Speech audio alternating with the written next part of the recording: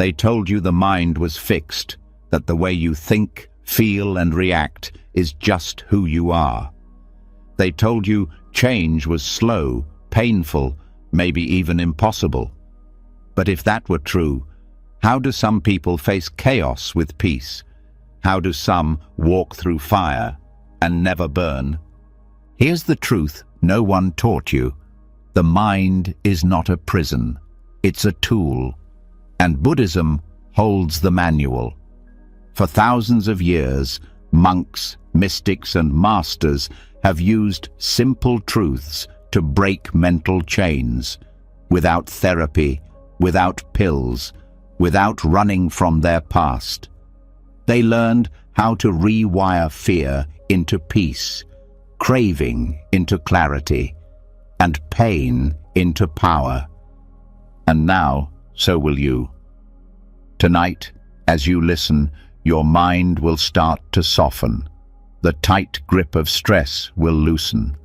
Thoughts that used to shout will begin to whisper. The noise will settle, and beneath it, something rare will start to rise. Silence, stillness, and strength. This isn't just audio to fall asleep to. This is a reset button for the mind. The programming begins now. Are you ready? Let's begin. So now that you know, this isn't just background noise. This is deep work, quiet work, the kind that doesn't need effort or struggle, just trust, just presence. Because tonight, you're not just closing your eyes, you're opening a door. And on the other side of that door is the place where old patterns begin to dissolve. There's something ancient inside every mind, a pull, a pattern, a rhythm that feels familiar even when it doesn't make sense. You don't remember where it came from, but it's there. A fear you can't explain, a craving that won't leave, a reaction that shows up before thought. And it happens over and over again, not because of who you are, but because of what's been left behind. This is samscara. In Buddhist and Hindu teachings, samskaras are mental impressions left by past actions, not just from this life, but from all the lives that came before. They're grooves in the mind, like fingerprints on glass or footprints in wet sand. Even if you don't see who made them, they shape the path you walk. They decide where the mind flows when it's tired, stressed, or asleep. They're like echo loops, replaying without permission.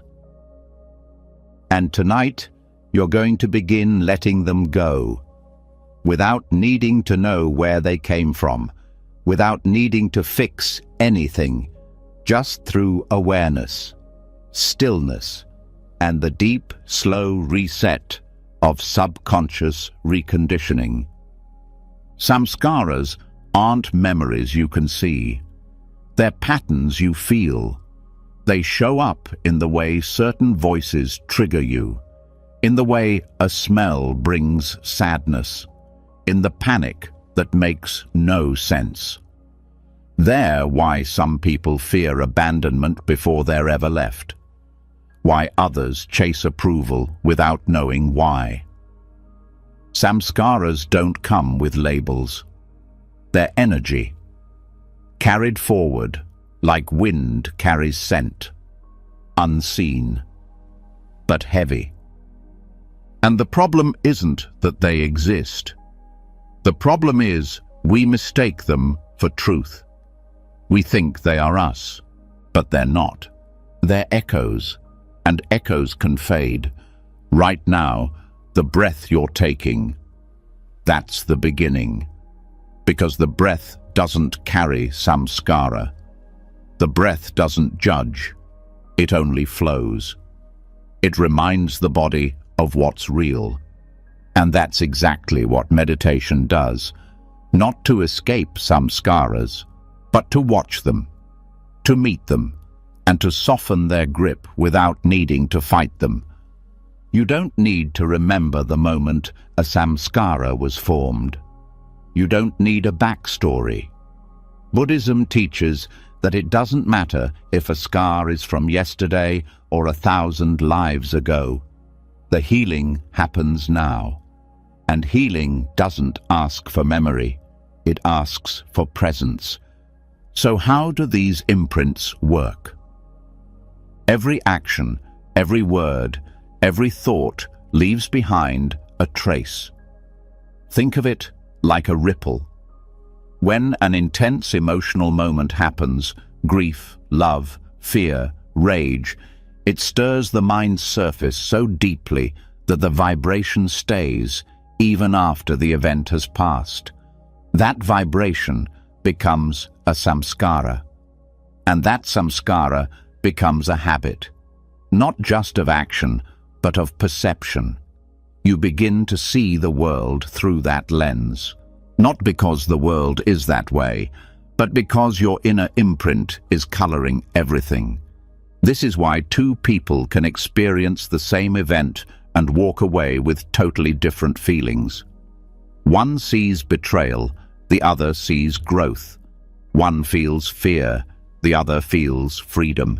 It's not the event, it's the filter, and filters are built from samskara. The most powerful part of this: the mind doesn't need to know the source to change the filter. Modern psychology often searches for the origin of pain, digging through the past for the first wound. Buddhism skips that. It says, pain arises. Let it rise. Watch it, and don't add more to it. When you sit with silence, when you breathe without trying to fix, something beautiful happens. The pattern surfaces. You feel it, maybe in the chest, maybe behind the eyes, maybe like a sudden thought that flashes without warning. But you don't chase it, you don't believe it, you just let it be. And in that stillness, the samskara weakens. Every time you don't feed it with reaction, it fades a little more. This is the power of passive reprogramming. No drama, no resistance, just repetition of peace, and repetition rewrites code. Think of the mind like a field. Samskaras are like grooves worn into the earth from years of the same wheel passing through. At first, the wheel goes down easily. It doesn't even need steering. The rut is already there. But meditation is like rain, soft, steady, and over time it begins to fill the groove. The wheel doesn't stick as much. Eventually, it starts creating new paths, ones chosen with awareness, not habit. What's incredible is that even during sleep, the mind is working. This is why sleep meditation is so powerful. It's not just passive listening, it's subconscious renewal. Your brain waves slow down. The default mode network, the part that constantly replays past and future, begins to quiet. And in that space, samskaras rise gently and dissolve just as gently. You might notice dreams shift, emotions shift, reactions during the day feel less automatic. And that's how you know it's working. Not because you tried harder, but because you stopped feeding the loop. There's a reason why Buddhist monks spend hours each day in stillness. It's not to escape the world. It's to stop reacting long enough for the world inside to rewire itself. Samskaras are fed by reaction. Starve them, and they starve. But here's something deeper. Not all samskaras are negative. Some are beautiful. Compassion, patience, equanimity. They too are imprints. The mind is always forming them. So when you practice metta, loving kindness, when you hold compassion even when no one sees it, when you pause before reacting, that forms new grooves. And guess what? These are stronger than the old ones. Why? Because they're conscious, chosen, rooted in awareness. There's a line in the ancient texts that says, "What you frequently think and ponder upon becomes the inclination of your mind." That's not a metaphor. That's neuroscience before science had a name for it. Modern studies show that repeated thoughts carve neurological pathways. The mind literally reshapes itself based on what it pays attention to. So now, as you lie here, with each word, your attention is shifting. And that shift is the beginning of a different future. Not because you're forcing anything, but because you're allowing something new to settle in. Just like water finding a new path when the old one is blocked. Letting go of samscara doesn't mean becoming blank. It means choosing what gets to stay. It means not being ruled by echoes. It means being free enough to feel without fear, to think without being dragged backward. And here's the part no one tells you. This happens in layers. One pattern might dissolve tonight, another might rise next week. But each time you show up with awareness, each time you don't feed the storm loses strength. You're not erasing the past. You're just choosing not to be driven by it. This is the silent wisdom of Buddhism, not in loud transformation, but in the quiet dismantling of what no longer serves. Samskaras taught the mind to survive. Now you're teaching it to be free. And freedom feels like silence. Like peace, where there used to be tension. Like a breath that goes all the way down without resistance. Like a mind that doesn't bite its own tail anymore. So tonight, as this plays, there's nothing for you to do. Nothing to fix. Nothing to dig up. Just rest. Let the stillness speak louder than the patterns. Let awareness rewrite the code. Let the echoes fade into the distance where they belong, because the past may have shaped you, but it doesn't own you. And now we continue. And as the weight of old imprints begins to lift, those deep grooves of thought that were never really yours, something strange and liberating starts to happen. The silence you've created begins to reveal a truth that's even deeper than the patterns themselves. A truth hidden in plain sight, one that turns the whole system upside down. Because now we're peeling back the biggest illusion of all, the one called I. There's a quiet thought that sits at the root of almost every emotion, every belief, every mental loop. This is happening to me. That one idea, hidden behind every reaction, every plan, every memory. But what if it's not true? What if the me that's reacting is just a story? This is where the concept of emptiness begins. Not emptiness like sadness or loneliness, but emptiness like openness, like potential, like a mirror that reflects everything but holds on to nothing. Emptiness in Buddhist thought isn't something missing. It's something free. Free of fixed identity, free of labels, free of the need to defend or prove or explain. The idea of a solid self is comforting, but it's also the source of most suffering, because when the mind says, "I was hurt, I need to be right, I can't lose," it locks itself into a role, and roles are prisons, even the good ones. Thought loops, those repetitive, sticky narratives that circle endlessly, are almost always powered by identity. Not just any identity, but personal identity.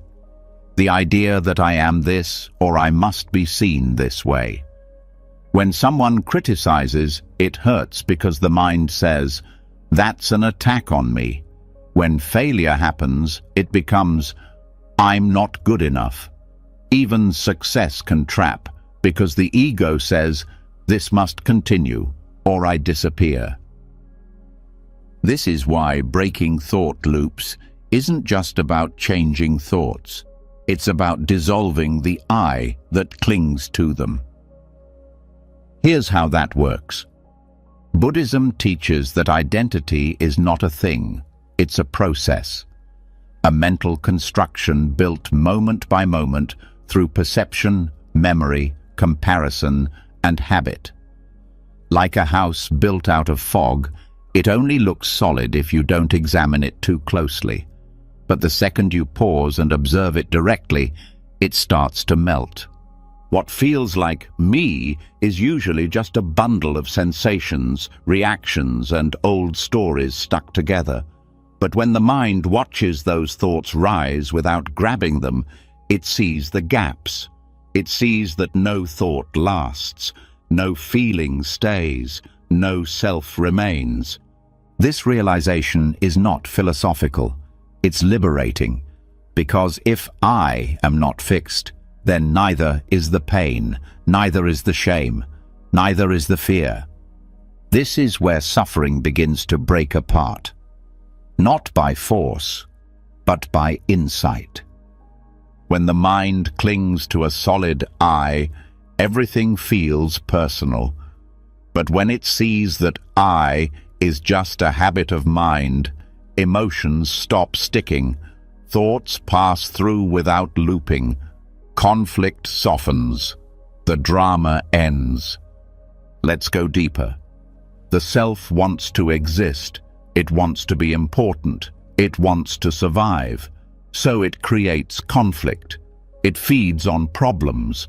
Even when everything's fine, the ego will find something to worry about, because without a problem, there's nothing to solve and nothing to protect. Think about how many times anxiety shows up, not because something's wrong, but because the mind doesn't know who it is without worry. Think about how often doubt arises right after clarity, just to keep the self busy. This is identity maintenance disguised as thought. When the ego isn't getting fed, when no one's praising or blaming or validating, it starts panicking. Am I invisible? It asks. But underneath that question is the real fear. If no one sees me, do I even exist? This is the power of emptiness. It answers that question with freedom, because yes, the self as a concept is empty, but awareness itself is not. Awareness doesn't need identity. It doesn't need a name, a story, or a purpose. It just is, and it sees without clinging. When this shift begins, even gently, the whole structure of thought changes. Reactions lose fuel, emotional triggers lose weight. The part of the mind that was always defending something relaxes, because there's nothing left to protect. You've probably noticed how some thoughts seem to come with a physical grip. Tight chest, shallow breath, stomach tension. That's the ego holding on. That's the I saying, "This matters, this defines me."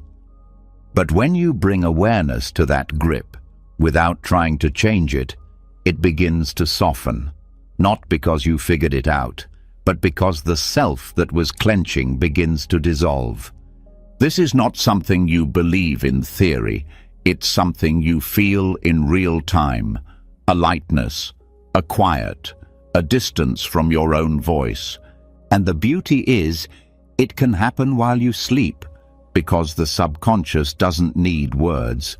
It learns through repetition, through space, through silence. As this message sinks in, the mind begins to rewire not by force, but by exposure. Over and over, the idea that I am not this thought settles deeper until it becomes natural. Thoughts still come, but they don't hook you. You hear them, you feel them, and then they pass. This is what the Buddhists call right view. Not right as in morally correct, right as in aligned with reality. Seeing that identity is a tool, not a truth. Seeing that suffering comes not from what happens, but from the idea that it's happening to me. And when that view takes root, even the hardest moments lose their sting. Criticism becomes sound, failure becomes data, praise becomes wind. Nothing needs to stick because there's no self to hold it. That doesn't mean you become passive or detached. In fact, it's the opposite. You become fully alive, fully here. But without the weight of needing to protect an identity, you respond, you act, you feel. But it's clean, no residue, no clinging. Think of it like this. Most people live like a sticky web. Every thought, every comment, every memory gets caught. The web grows tangled, heavy, and eventually it collapses under its own weight. But when the self is seen as empty, the web dissolves. There's just air. Things pass through. The mind breathes again. This is how emptiness becomes the ultimate mental freedom. Not emptiness as a void, but as clarity. A clarity that doesn't need to control or grasp. It just sees. And in that seeing, everything begins to loosen. Even the way we talk to ourselves changes. That internal voice, the one that says, I can't do this, I'm not enough, I always mess up. It starts to sound silly. Because who is it talking to? If there's no fixed self, then who's failing? Who's not enough? The entire game collapses, and in its place, a quiet confidence rises, one that doesn't need a name. When the identity dissolves, there's no one to impress, no one to fear, no one to prove. And the irony? That's when you become your most powerful self, because you're no longer acting from fear or ego. You're acting from presence. You show up clean, clear, free. And yes, this takes time. It's not a switch, it's a slow melting. But the more the mind hears this, especially in a relaxed state like sleep, the deeper the insight goes. It sinks beneath the conscious mind. It reaches the roots, and those roots begin to loosen. That's how reprogramming happens, not with effort, with surrender, not by building a better me, but by seeing through the illusion of me. There's a teaching that says, when the self disappears, the world becomes light. And that's what's happening here. Each word, each breath, gently dissolving the layers of self that were never really solid to begin with. You're not erasing anything. You're just stepping out of the costume. And what's left? Awareness, peace, spaciousness. A mind that thinks without fear. A heart that feels without defense. A being that simply is. So let it happen. Don't chase it. Don't grasp. Just rest in the knowing that every second of stillness is shifting something deep. Right now, the I that clings is fading. The identity that reacts is softening, and a deeper awareness is rising. One that doesn't need a story. Because what you truly are has never been a thought. It's always been the space beneath them. And once the mind begins to loosen its grip on identity, something unexpected happens. What once felt automatic starts to feel optional. That tension that used to rise so quickly doesn't have the same fuel. The loop that used to pull you under now flickers and passes. not because the world changed, but because the illusion of a fixed self isn't anchoring the reaction anymore. And that's when something deeper begins to reveal itself. The machinery behind thought.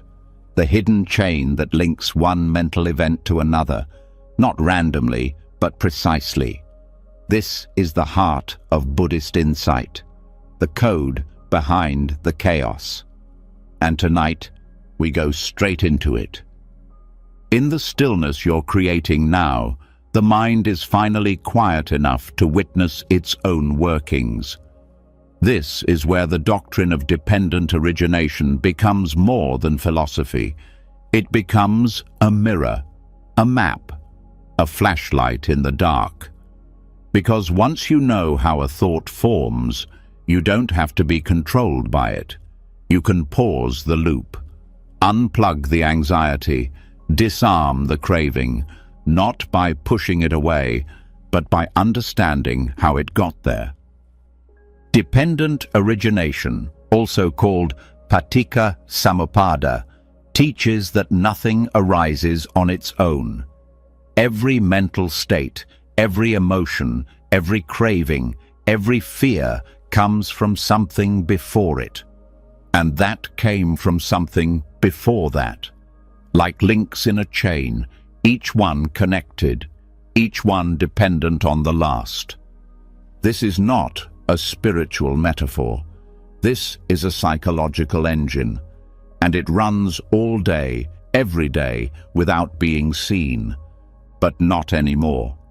In this teaching, the Buddha outlines 12 links, 12 steps that show how suffering is born.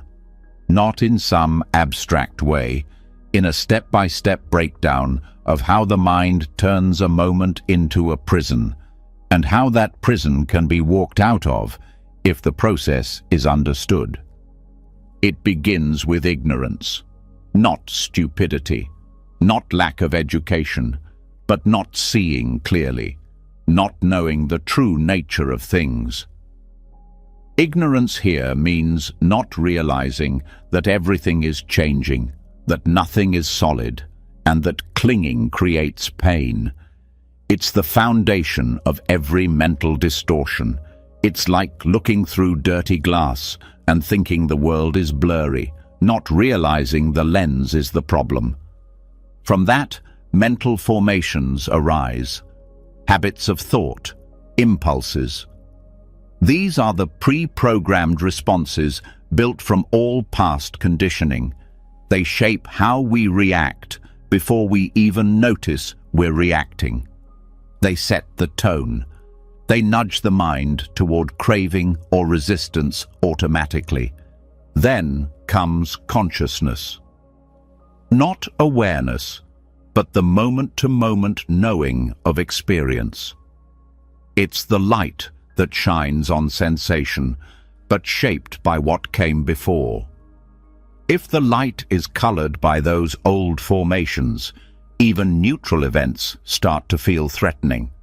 A look, a silence, a delay, it all gets interpreted through that lens. From consciousness, name and form arise. That's mind and body, the mental labels and the physical sensations. They work together, building the world we perceive. A tight chest becomes anxiety. A sensation in the stomach becomes danger. These labels come fast and they feel real, but they're built on earlier links. Change the input and the labels shift. Then the 6 sense bases activate. Eyes, ears, nose, tongue, body, and mind. Yes, mind is a sense base in Buddhism. It's the organ that senses thoughts, just like the eyes sense light. When any of these sense doors open, the next link begins. Contact happens when sense base meets object. Eyes meet sight. Ears meet sound. Mind meets thought. And when contact happens, feeling arises. Not emotional feeling, but sensation. pleasant, unpleasant, or neutral. This part is automatic, but it's also crucial because feeling is the fork in the road. If the feeling is pleasant, craving begins, a desire to keep it. If it's unpleasant, aversion rises, a push to get rid of it. And if it's neutral, ignorance often continues because we don't notice it at all.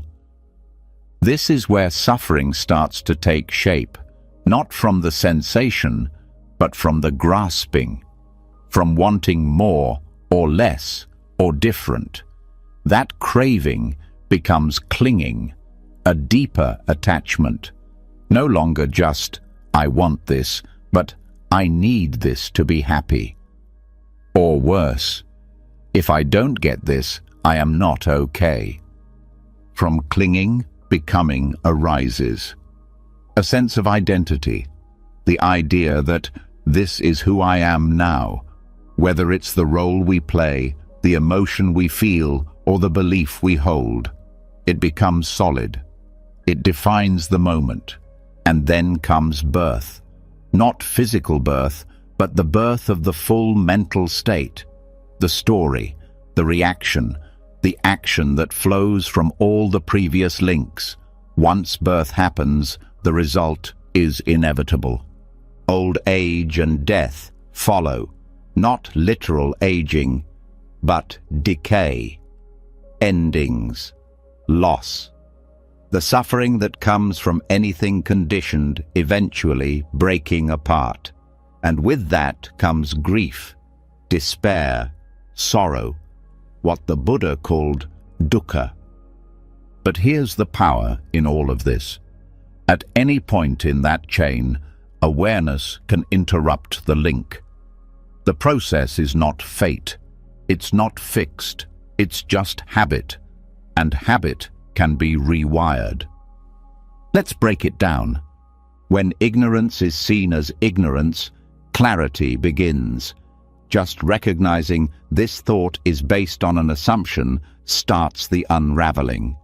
When you see that a reaction is just a mental formation, not a truth, it weakens. When you catch yourself labeling a body sensation with fear, you can pause and just feel it. No name, no story, just sensation. At the level of feeling, one of the most powerful practices arises. Mindfulness of pleasant, unpleasant, and neutral.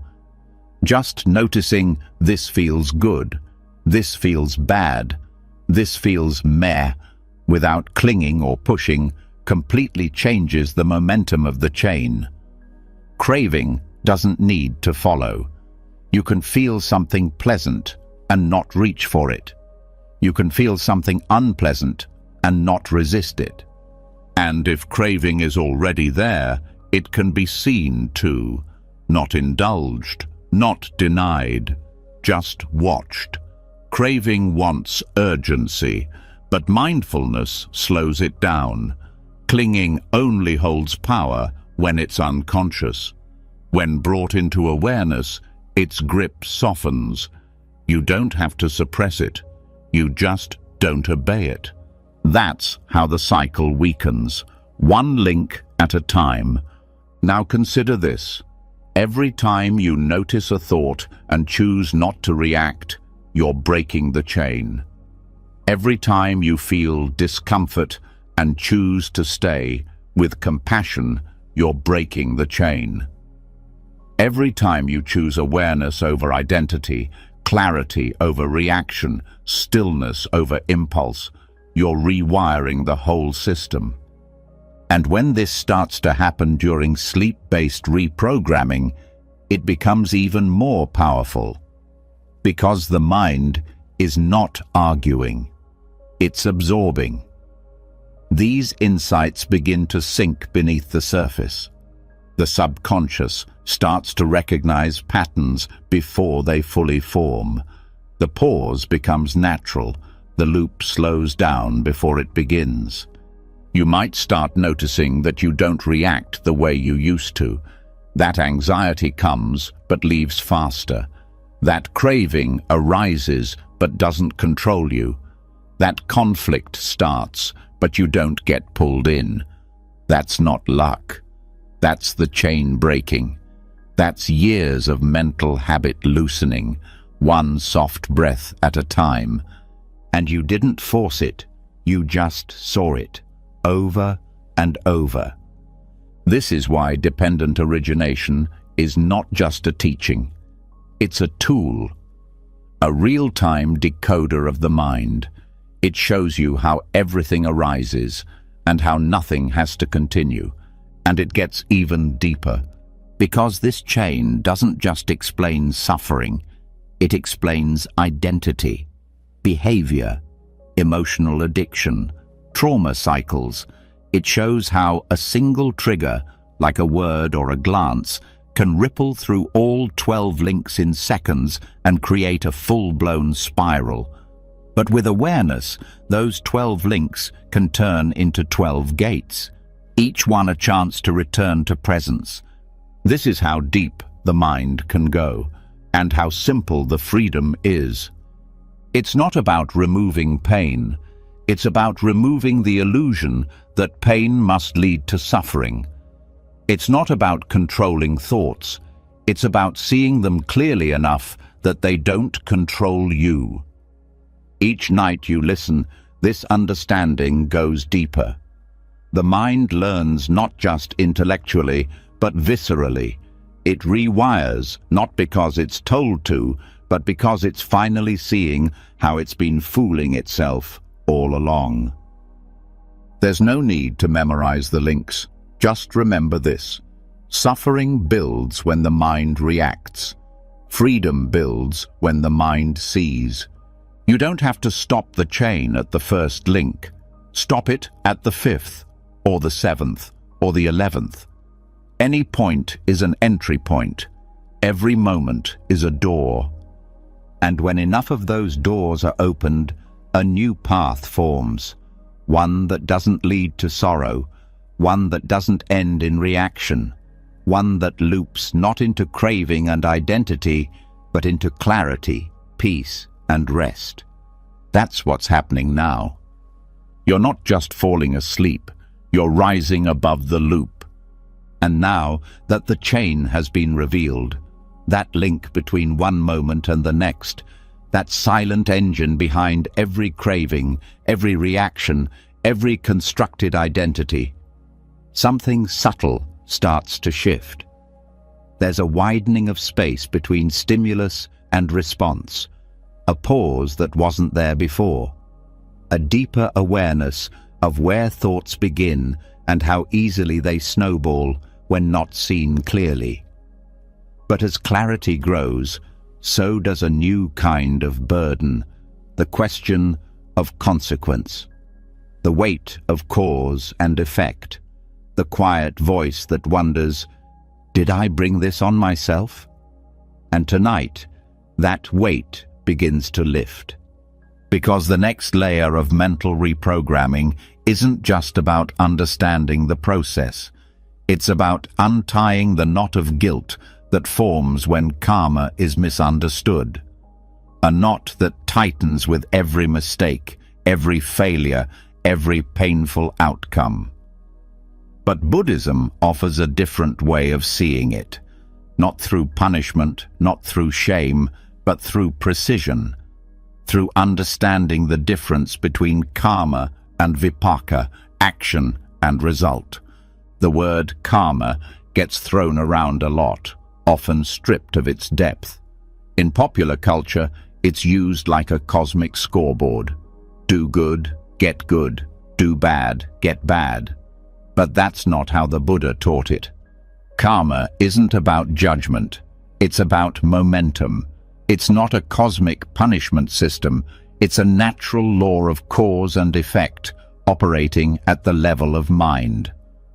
Karma is simply action, intentional action. Not what happens, but what you initiate. Every thought, word, or deed that arises from intention is karma. That's it. It's the seed. What grows from it is vipaka, the result, the fruit. But here's where it gets complicated. The result isn't always immediate. It's not always obvious. And it's not always personal. Pain doesn't always mean bad karma. Success doesn't always mean good karma. The universe isn't rewarding or punishing. It's unfolding, constantly. And sometimes the result of an action from long ago, this life or another, ripens in ways that make no logical sense to the conscious mind. Understanding this brings freedom, because it allows you to stop asking, "Why me?" and start seeing pain as part of a much bigger process. One that includes but doesn't revolve around you. Let's take this deeper. Vipaka is not delivered like a bill. It's not a score being settled. It's the natural outcome of conditions coming together. Just like planting a seed doesn't mean instant fruit. Soil, water, sunlight, all play a role.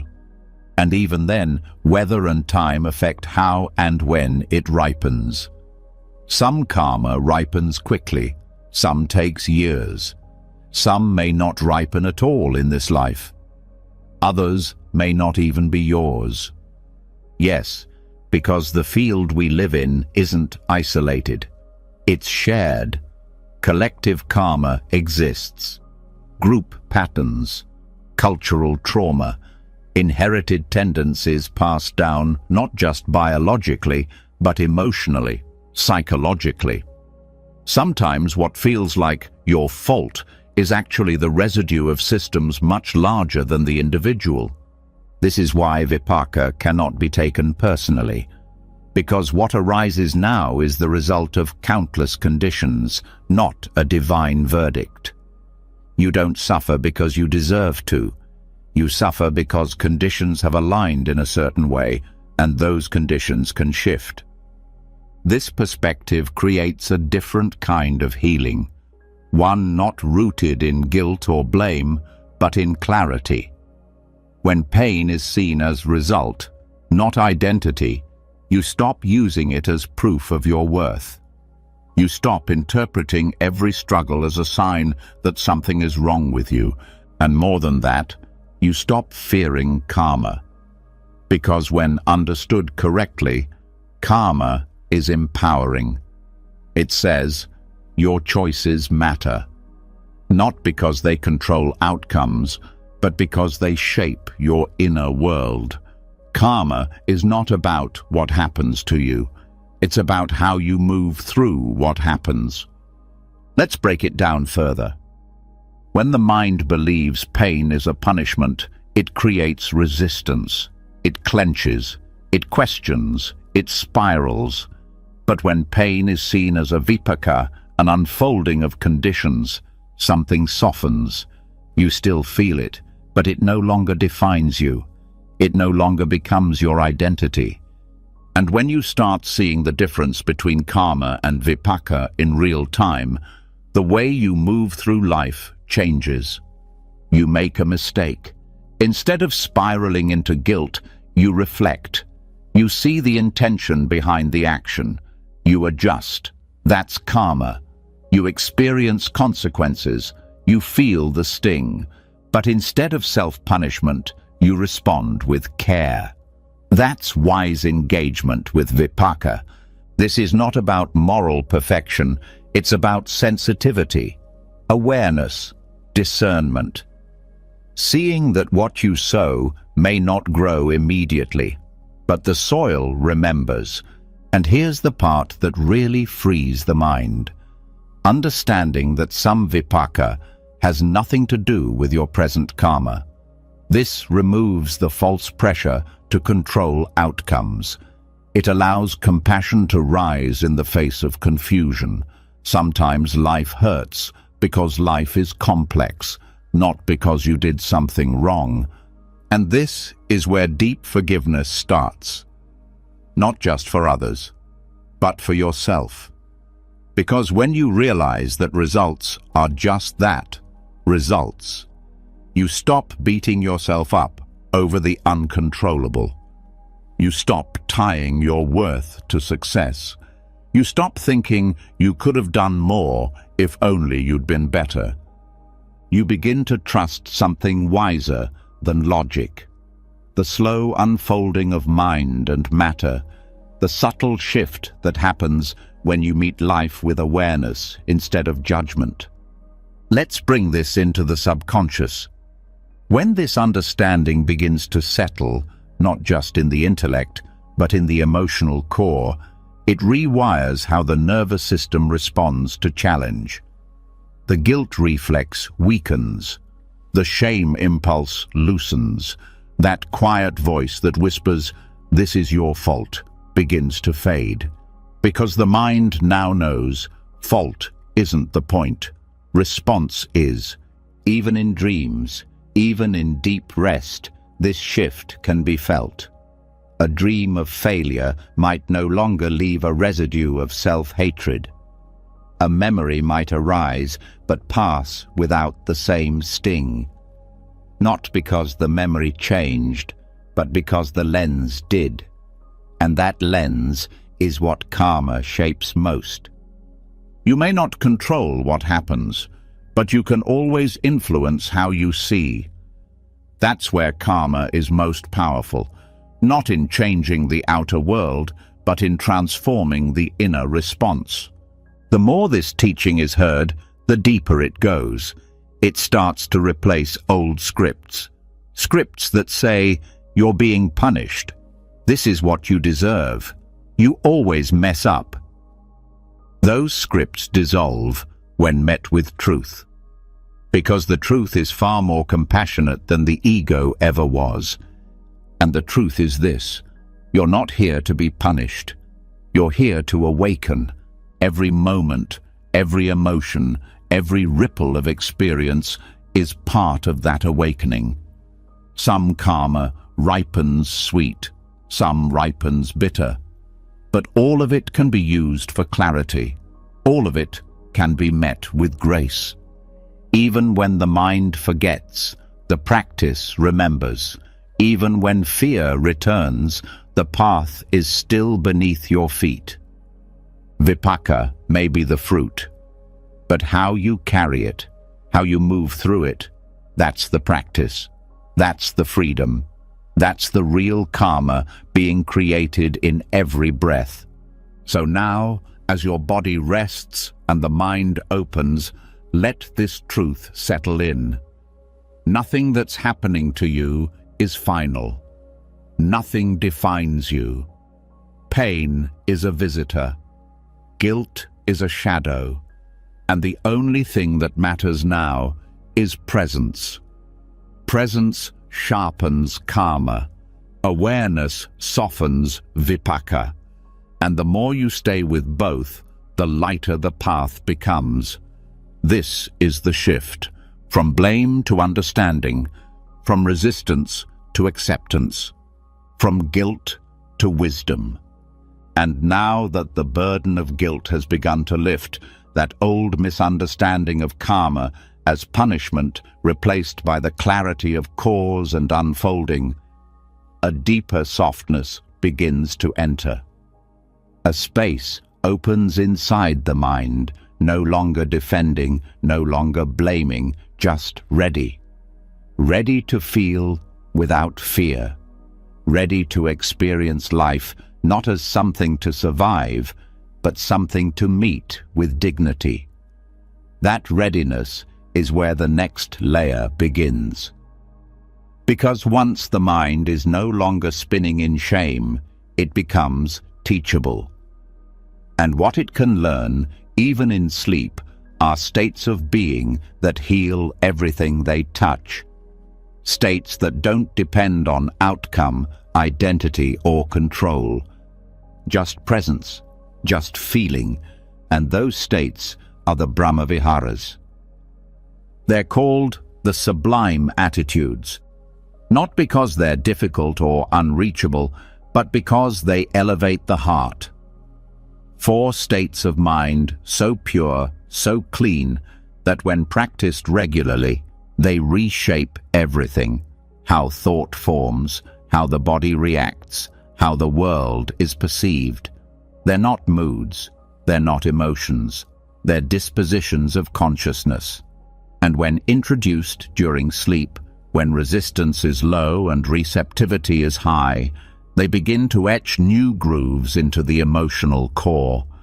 The first is loving kindness, a deliberate choice to wish well, not based on feeling, but on intention. It is not liking, it is not sentiment. It is the quiet, powerful wish: may you be well, may I be well, may all beings be well. This simple phrase, repeated softly in the background of the mind, becomes a kind of emotional DNA. It bypasses judgment, it overrides separation. And the more often it's felt, even faintly, the more it becomes a new emotional default. When practiced during waking life, loving kindness rewires how we view ourselves and others. But when repeated during sleep, it goes even deeper. It changes how the subconscious relates to memory, to the face of a stranger, to the old voice of self-criticism. Because the mind, once steeped in fear, begins to adopt a baseline of goodwill. And goodwill, when internalized, breaks cycles of attack and defense before they even start. The second state is compassion, not pity, not sadness, but the willingness to feel another's pain and still wish them peace. It's the heart's response to suffering, and it includes the self. Self-compassion is not indulgence, it is medicine. When practiced deeply, it dissolves the sharp edge of perfectionism. It neutralizes the reflex to punish, and it allows healing to unfold, not by force, but by warmth. What makes compassion so powerful is that it doesn't wait for conditions to be right. It doesn't require understanding, apology, or resolution. It just moves toward pain with gentleness. When this state is invited into sleep, the effect is astonishing. The subconscious begins to interpret difficult memories through a softer lens. Forgiveness becomes less effort, more release. Dreams become less conflict, more repair. Compassion doesn't erase boundaries, it just keeps them clean. It allows you to say no without anger, to walk away without hate, to remember pain without carrying it like a shield. In the language of the mind, compassion speaks softly, but rewrites loudly. The third state is empathetic joy, a rare and radical thing. It is the happiness felt for another's success, beauty, or growth, not as comparison, but as celebration. It is the opposite of envy. It is what clears the heart of scarcity, and it's one of the hardest attitudes to access in daily life because it requires trust. Trust that someone else's gain is not your loss.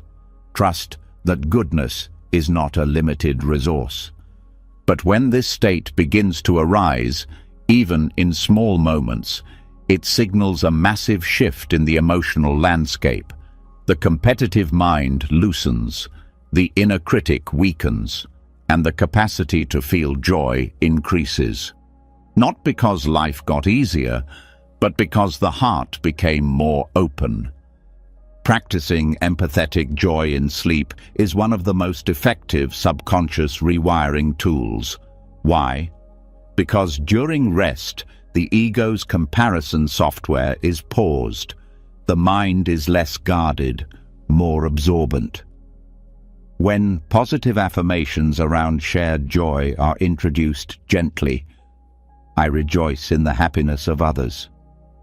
May all beings know success and peace. They begin to replace the deep scripts of inadequacy. This rewiring is not intellectual, it's emotional. The nervous system begins to relax around other people's wins. The smile comes faster. The sense of threat, of lack, begins to fade. And what remains is spaciousness, the kind of emotional maturity that doesn't just endure life, it celebrates it. The fourth and final sublime state is equanimity. Balance, not indifference, not detachment, but the ability to remain steady through change. Equanimity is the quiet strength that doesn't resist the wave, but knows how to float through it. It's not cold, it's clear, it's not withdrawn, it's wise. Equanimity teaches the mind that not every impulse needs reaction, that not every storm requires shelter, that peace is not found in avoiding life, but in standing still while life moves around you. This state is the anchor. And when introduced during sleep, especially after the mind has already softened through the previous three states, it begins to lay the foundation for long-term inner stability. Emotional reactivity decreases. The peaks and valleys of mood become more navigable. The mind, once easily thrown off balance by praise or blame, begins to stay centered. What makes equanimity so powerful is its neutrality. It doesn't push or pull, it allows, and in allowing, it frees. Each of these states works together. Loving kindness opens the heart. Compassion gives it depth. Empathetic joy gives it expansion. Equanimity gives it strength. When all four are practiced, even passively, even during sleep, they begin to form a new emotional compass. One that doesn't swing wildly with circumstances, one that doesn't collapse under criticism or inflate with praise. They don't need to be felt intensely to be effective. They just need to be invited. The subconscious mind is always listening. When these attitudes are repeated through nightly affirmations, they begin to replace the old scripts. Scripts like, I'm not good enough, they're better than me, I can't forgive, I always mess up. Those thoughts lose strength when the inner dialogue becomes, may I be kind. May I meet this pain with compassion. May I celebrate their joy. May I rest in balance. This is not emotional fluff. This is deep psychological training. And the most effective time to plant these seeds is when the mind is soft and the gates of the subconscious are open during sleep. There's a reason Buddhist monks spend years developing these attitudes, not because they're nice, but because they're transformative. They rewire not just behavior, but perception. They change how the world looks, feels, and responds. And when repeated in the silence of night, they begin to take root at the level where real change happens. Over time, something starts to shift, not in how much pain you have, but in how you carry it. Not in how perfect life is, but in how little it controls you. You become less reactive, less guarded, more resilient, more open. You don't need to convince yourself of peace. It starts to feel like home. This is the hidden gift of the Brahma viharas. They don't ask for perfection. They don't require belief. They just ask for presence. And presence, repeated, becomes programming. So now, as your body softens further and the breath continues its slow rhythm, let these states begin to settle into the layers beneath thought. May loving kindness gently wash over any harshness still held. May compassion touch the places still aching. May joy find a home even in quiet moments. May balance anchor the parts of you still learning to let go, because no matter what today brought, no matter what thoughts tried to take hold, tonight you're planting something deeper, something the world can't shake, something that grows in silence and blooms without effort. And as those 4 sublime states begin to settle into your system, softening the edges of thought, deepening emotional balance, dissolving comparison, and rooting you in calm goodwill, there's something else that begins to reveal itself beneath the surface. It's subtle, but powerful. It's the quiet realization that all these mental states, all this reconditioning, all this progress, is happening without a solid you controlling it. The transformation is real. But the one who claims it, less and less necessary, because now we're entering the deepest territory of all. Not what the mind is thinking, not how it feels, but who it thinks is thinking and feeling at all. There's a voice that follows most people their entire lives. It judges, it doubts, it compares, it criticizes. Sometimes it whispers, sometimes it shouts, but it's almost always there, giving commentary on everything, especially on you. That voice says things like, "You always mess this up. You're not enough. They don't like you. You should be doing more. You're falling behind." It feels like truth, but it's just noise. And more importantly, it's not you. That's the heart of this teaching, the insight known as anatta, non-self. This isn't just a rejection of ego, it's the radical realization that the self the voice is talking to and the self the voice pretends to be is a mental fabrication. There is no solid, permanent I behind the thoughts, no fixed person being judged, no core identity being threatened, just process, just flow, just mental events coming and going. And when that's seen clearly, not just understood, but felt, everything changes, especially that inner dialogue. The voice loses power because there's no one left to believe it. It's not about silencing the voice. That's not necessary, and it's not possible. What's possible is seeing it for what it is: empty sound, thought with no thinker. Words arising in a system that doesn't need a narrator, and this becomes most accessible when the mind is quiet, when the defenses are down, when the need to hold on to identity begins to fade. That's why this teaching is so effective during sleep, because the conscious mind, the one that usually insists on being me, begins to dissolve. And what's left is awareness without attachment. The thought, "I'm not good enough," might still appear, but there's no one there to grip it, no one saying, "That's about me." It's just sound, just passing, like hearing a stranger speak in the distance. You recognize the words, but you don't respond. This is how non-self neutralizes negative inner dialogue. Not through counter-argument, not through willpower, but through disidentification.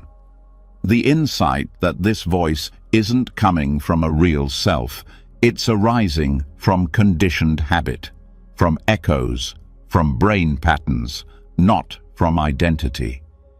Every moment that insight deepens, the voice gets weaker, not quieter, weaker. It loses influence. It may still appear, but it doesn't land. The body doesn't flinch. The heart doesn't clench. The breath stays steady. Non-self is not emptiness in a hollow way. It's freedom. It's not nihilism. It's clarity. It means there's nothing to protect, nothing to prove, nothing to defend. And that's what disarms the voice that feeds on defense. Most people live in reaction to this voice their entire lives. They build careers to prove it wrong. They chase relationships to feel validated. They avoid risk to prevent it from saying, "I told you so." But once you see the voice as just thought and the self it talks to as just a shadow, all of that effort begins to fall away. What's left is stillness. Stillness doesn't argue with the voice, it outlasts it. And the more the voice speaks into stillness, the more ridiculous it begins to sound. "You're a failure," it says. But there's no one failing, just effort, just motion, just learning. "You should be ashamed," it says. But there's no fixed person who owns the past. Just memory, just conditioning, just causes and effects playing out in awareness. This is what non-self reveals, that the voice is speaking into a void, and when there's no one to listen, it fades. It's important to understand that this isn't about becoming numb. It's not about detaching from life or shutting down feeling. In fact, it's the opposite. Without the story of self, emotions become cleaner. Grief is just grief, not my grief. Anger is just anger, not a threat to identity. Joy is just joy, not proof of success. Emotions are felt more deeply, but clung to less. They move through, without sticking. This is the subtle transformation that happens when the mind begins to live without I. And it's not dramatic. It's not loud. It's gradual, but steady. Like fog lifting, like ice melting, one mental contraction at a time. And each night, this insight is repeated. Each time the words sink into the subconscious, the illusion of self loses just a little more strength. The brain begins to unpair the voice from the identity. It begins to treat thoughts like weather, temporary, shifting, and impersonal. So when you hear the thought, "You're not doing enough," it might still come. But now it's followed by space. And in that space is the awareness that this is just old conditioning playing out.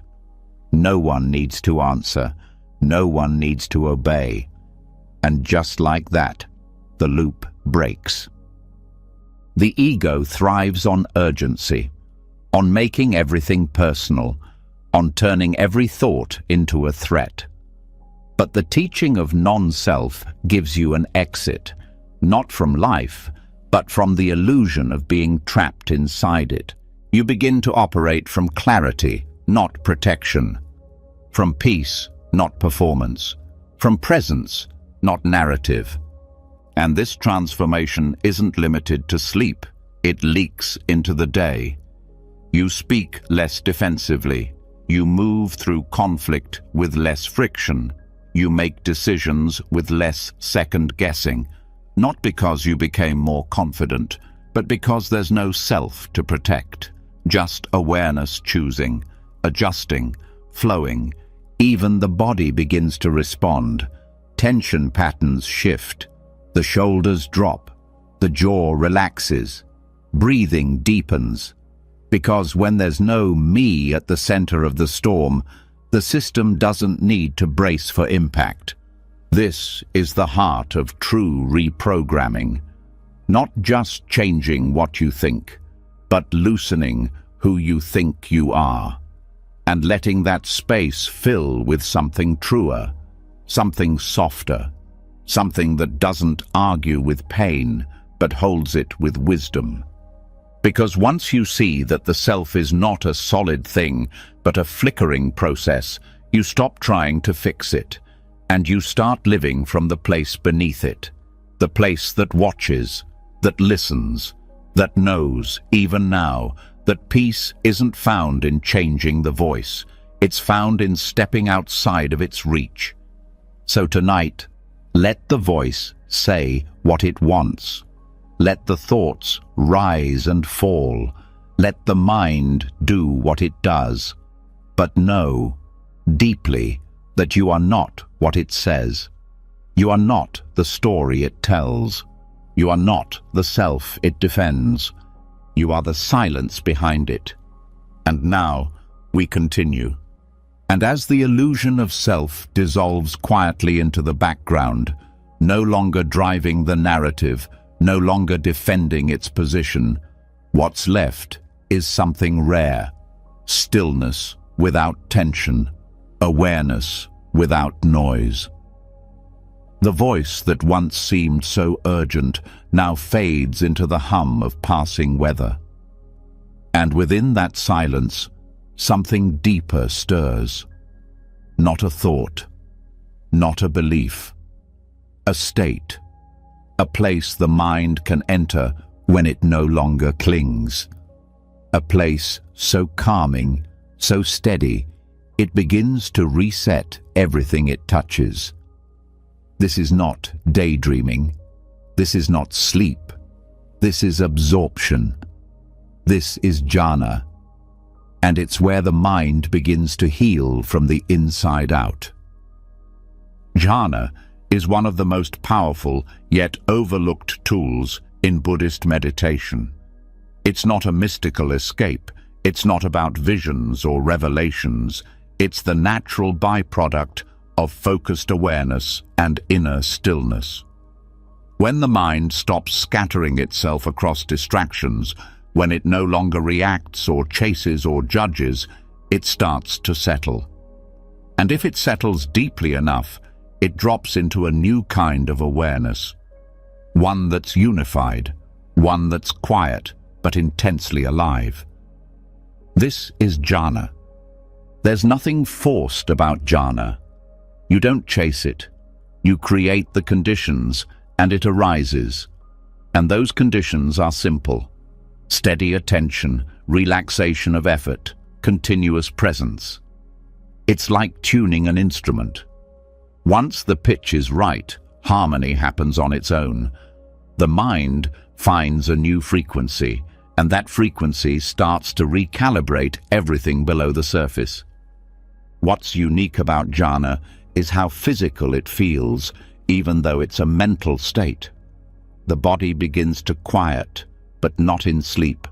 Muscles soften, breath slows, heart rate stabilizes, and inside that physical silence, the brain begins to shift gears. Studies on deep meditative states show changes in brainwave activity that mirror the restorative functions of REM sleep, but with more clarity, more awareness, and more emotional regulation. During REM sleep, the brain processes memory, sorts emotion, recalibrates mood. In jhana, similar work happens, but without the chaotic dreaming. Instead of random firing, there's focused healing, neurological repair, emotional settling, mental spaciousness. It's not passive, it's not dissociation, it's active stillness. And the longer the mind can stay in this state, the more the system begins to rewire. Jhana is also deeply tied to the breath, not breath control, but breath awareness. The breath becomes the anchor. The whole body-mind system learns to ride the rhythm of the breath without interfering. And over time, this shifts the nervous system out of survival mode. Stress response fades, cortisol levels drop. The mind learns that peace is safe, that stillness is sustainable. This matters, especially for subconscious reprogramming, because you can't rewire a mind stuck in fight or flight. You can't introduce new patterns to a brain that's still bracing for impact. Jhana opens the door. It's not about willpower. It's not about effort. It's about entering the exact state where change can happen naturally, without resistance. And this doesn't require years in a monastery. It starts with small windows of focused attention. The key is continuity. Letting the attention rest gently but steadily on one point, like the breath, or a sound, or the feeling of awareness itself. Not trying to do anything with it, just staying, just being. And when distractions arise, returning, without judgment, without analysis, just return. Eventually, the returning fades. There's less to come back from. The mind stays longer, attention deepens. The outer world fades, but not from sleep, because awareness remains. That's the entry into jhana, a place where the thinking mind steps back and a quieter knowing takes its place.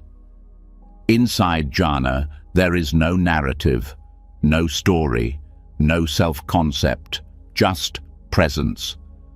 And from that presence, deep recalibration begins. Emotional loops unwind, old triggers lose their grip. The mind's need to obsess over past and future softens because it finally knows what it feels like to just be. This is why monks treat jhana as medicine, not escape, not entertainment. Medicine for the mind, the heart, the nervous system. A kind of silent therapy where the healing happens not from talking, but from resting in something deeper than thought. What's remarkable is that the effects of jhana last, not just during meditation, afterward. The mind retains a trace of that silence, a softness, a steadiness that lingers into conversation, into work, into stress. This is what makes it powerful for transformation. It doesn't just feel good, it changes how you move through the world. Jhana also disrupts the momentum of compulsive thinking. The mind that constantly narrates, worries, plans and replays has no place to stand inside absorption. The usual voices go silent, not because they're shut out, but because they have no fuel, no attention, and without attention, they dissolve. This is essential for subconscious reprogramming, because those voices, the inner critic, the doubter, the worrier, are not just habits, they're neural grooves, and jhana gently smooths those grooves out, not by force, but by absence, by withholding energy from the loops that no longer serve you. It also shifts the emotional baseline. Most people live with a background frequency of restlessness or low-grade anxiety. It's so constant, they don't even notice it until it's gone. Jhana gives the nervous system a taste of peace deeper than sleep, and once that taste is known, the system begins to crave it. Not like addiction, like coming home. This craving isn't desperate, it's healthy. It draws the mind toward stillness, not stimulation, toward reflection, not reactivity. And this begins to influence everything: what you read, how you speak, the people you're drawn to. The entire internal compass starts to shift toward peace. Jhana also helps unhook from identity patterns. When the mind experiences itself without self-reference, it starts to see how artificial those roles really are. The overachiever, the victim, the imposter, the perfectionist. All of it falls silent in deep absorption. And when the mind returns, it remembers the silence was more real than the role. This memory becomes part of your operating system. It changes how seriously you take your inner drama. It doesn't mean you stop feeling. It means you stop believing every emotion is a permanent truth. You feel more, but cling less. Jhana also sharpens perception, not just during practice, in daily life.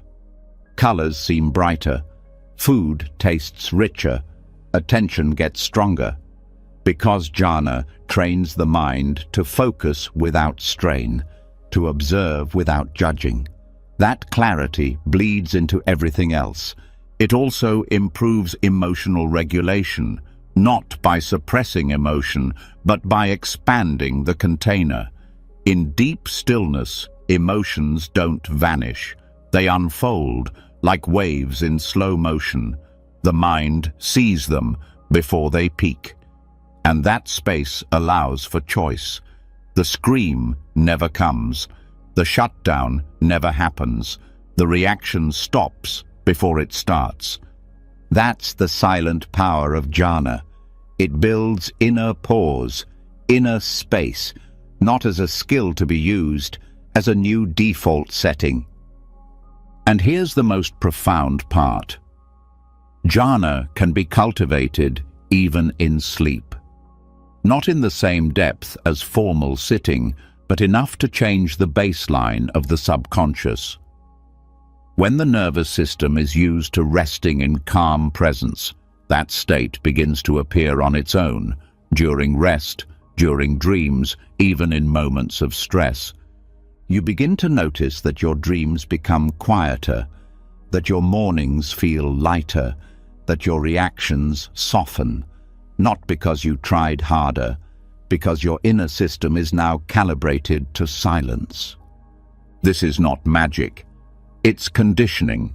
It's the result of showing the mind a new way to exist and letting it practice that way when resistance is lowest.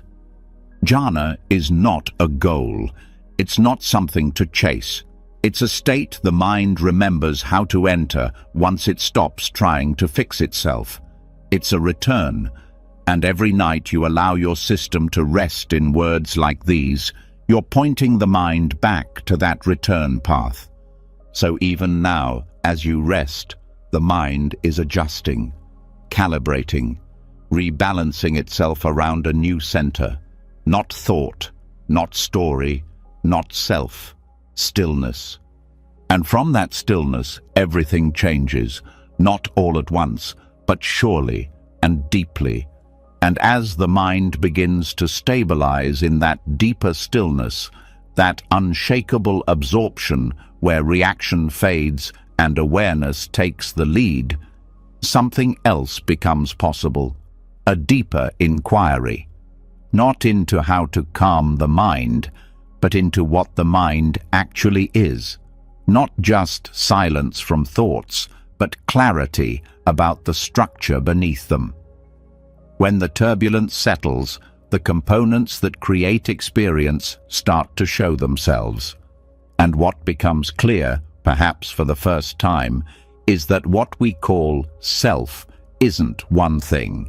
It's a process, a bundle of parts, pieces moving so fast they create the illusion of one whole. And that illusion is what keeps habits stuck and suffering alive. But when you see through it, the system resets. And this is where the 5 scandas come in. The 5 scandas, or aggregates, are the building blocks of the mind's experience. They're not separate from life. They are life from the inside. They shape what you feel, what you believe, what you think you are. They function like a machine running in the background, building the sense of continuity that says, "This is me." But none of them, on their own or together, are a self. And when that's clearly seen, even for a moment, a kind of internal rigidity dissolves. The weight of identity starts to lift. The first aggregate is form. This is the physical body, the raw material of existence. Bones, skin, breath, heartbeat. It's the visible, tangible part of your experience. But even this is not static. The body changes moment to moment, cells dying, cells being born, breath rising, breath falling. The illusion comes when the mind overlays form with the story of my body, turning impermanent material into a permanent possession. But this possession can't be held. It shifts constantly. And when the mind stops clinging to the body as an anchor for self, fear around its changes begins to soften. The second aggregate is sensation. This is the feeling tone of experience, not emotion, just whether something feels pleasant, unpleasant, or neutral. This arises in every moment of contact, a sound, a thought, a smell, and instantly the system assigns a tone. Pleasant? Move toward it. Unpleasant? Pull away. Neutral? Often ignored. This reactive loop happens automatically and drives most behavior. But when seen clearly, sensation becomes just another part, not a command, not an identity, just a flicker of feedback. Awareness can hold it without obeying it, and that pause between feeling and action becomes the ground of freedom. The third is perception. This is the labeling mechanism. It's how the mind recognizes patterns. Tree, anger, problem, safe. Perception builds meaning from raw data. It categorizes. It makes the world navigable, but it also filters everything through memory, through bias, through the lens of previous experience. That's why two people can see the same event and walk away with entirely different interpretations. Perception is useful, but it's not truth. It's constructed, and when that's realized, the grip it holds over reaction begins to loosen. You don't have to believe every label your mind throws at you. You can watch it apply meaning and let it pass. The fourth aggregate is mental formations. These are the habits of thought, the inclinations, the emotions, the intentions that color perception. They're built from karma, from past actions, repeated responses, cultural conditioning. They're the push behind most choices, the mood that forms before a thought, the urge before a decision. They're not fixed. They're deeply conditioned patterns. But because they feel internal, we often mistake them for identity. I'm just like this. I've always been this way. But mental formations change. They evolve. They dissolve when not reinforced. When the mind sees them arise and chooses not to react, they start to fade. This is where reprogramming takes root. The fifth aggregate is consciousness.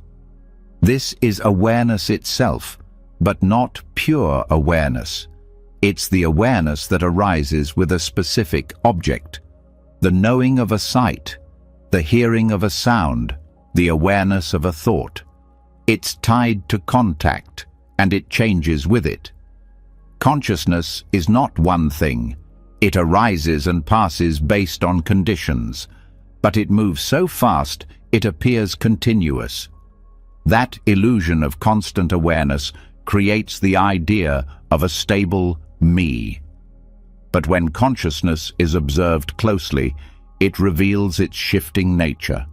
One moment knowing sound, the next knowing breath, then thought, then emotion.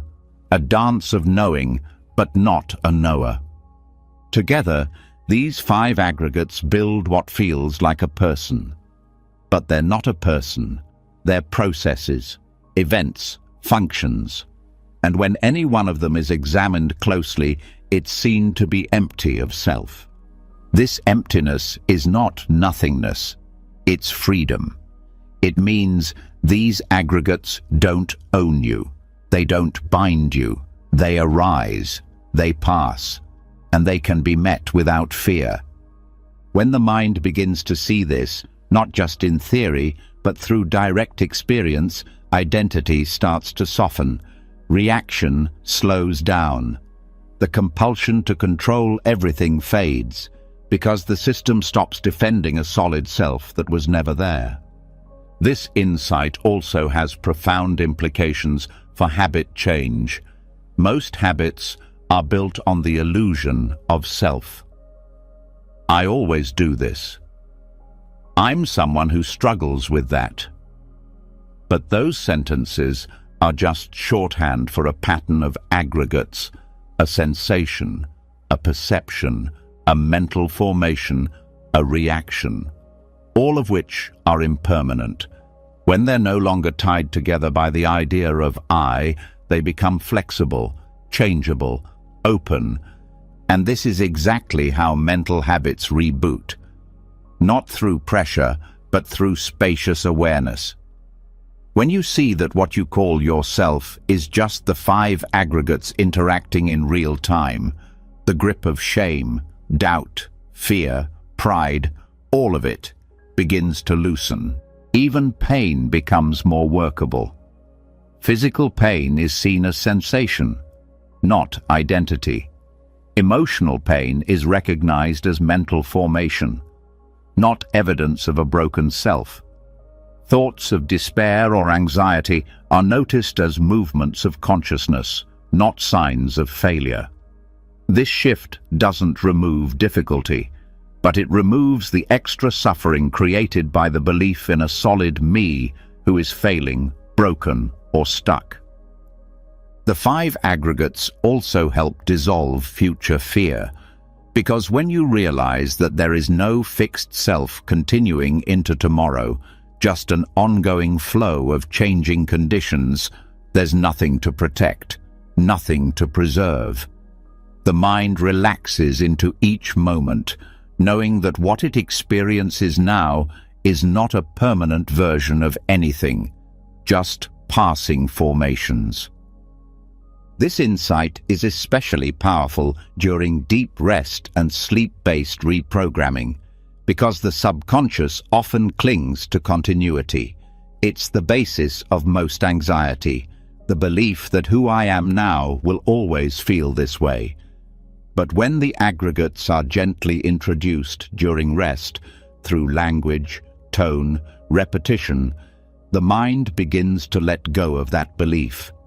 It starts to process fear as temporary. It holds sadness without bracing. It experiences thoughts without inheriting them. This opens space for new patterns, a new relationship to memory, to identity, to emotion. One based not on ownership, but on observation. Over time, even trauma is reframed. The event remains, but the I that holds it dissolves. The experience loses its grip because the container shifts. It's not suppression, it's not forgetting, it's spacious release. This is how the 5 aggregates function, not just as a description of experience, but as a path to liberation. When you stop identifying with any one of them, you stop suffering over their changes. And when you stop suffering over change, you become free. Each night this is heard, each time these words land in a soft and open mind, the system begins to rebuild itself, not around me, but around presence, around impermanence, around insight. And that insight becomes action. You stop speaking from fixed roles. You stop expecting others to stay the same. You let yourself evolve. You let others grow. You hold the world with less judgment because you see everything as process. Even sleep begins to change. Dreams become less about drama, more about release. The mind stops playing the same internal movies. because the cast and crew are gone. What's left is awareness, spacious, soft, free of narrative. That freedom is not theoretical, it's physiological. The body holds less tension, the breath opens, the jaw unclenches, the heart beats quieter, all because the mind stopped clinging to the illusion that there's a single, solid self holding it all together. There isn't. There never was. And now, you can rest in the space that opens once that truth is felt. And once the illusion of a fixed self falls apart, once the 5 scandas are seen clearly as processes instead of a person, the mind no longer tightens itself into roles. Reactions lose their stickiness. Thoughts come and go without crashing into identity. There's a kind of internal freedom that can't be faked. But as that space opens up, a new tension can quietly sneak in, a question that doesn't speak loudly but still shapes every effort forward. Now that I see clearly, what do I do with it? Should I push harder to change, or let go completely? And in the silence between those two extremes, something else begins to emerge. A third way. The one the Buddha called the middle way. This path isn't about balance in the usual sense. It's not moderation between overdoing and underdoing.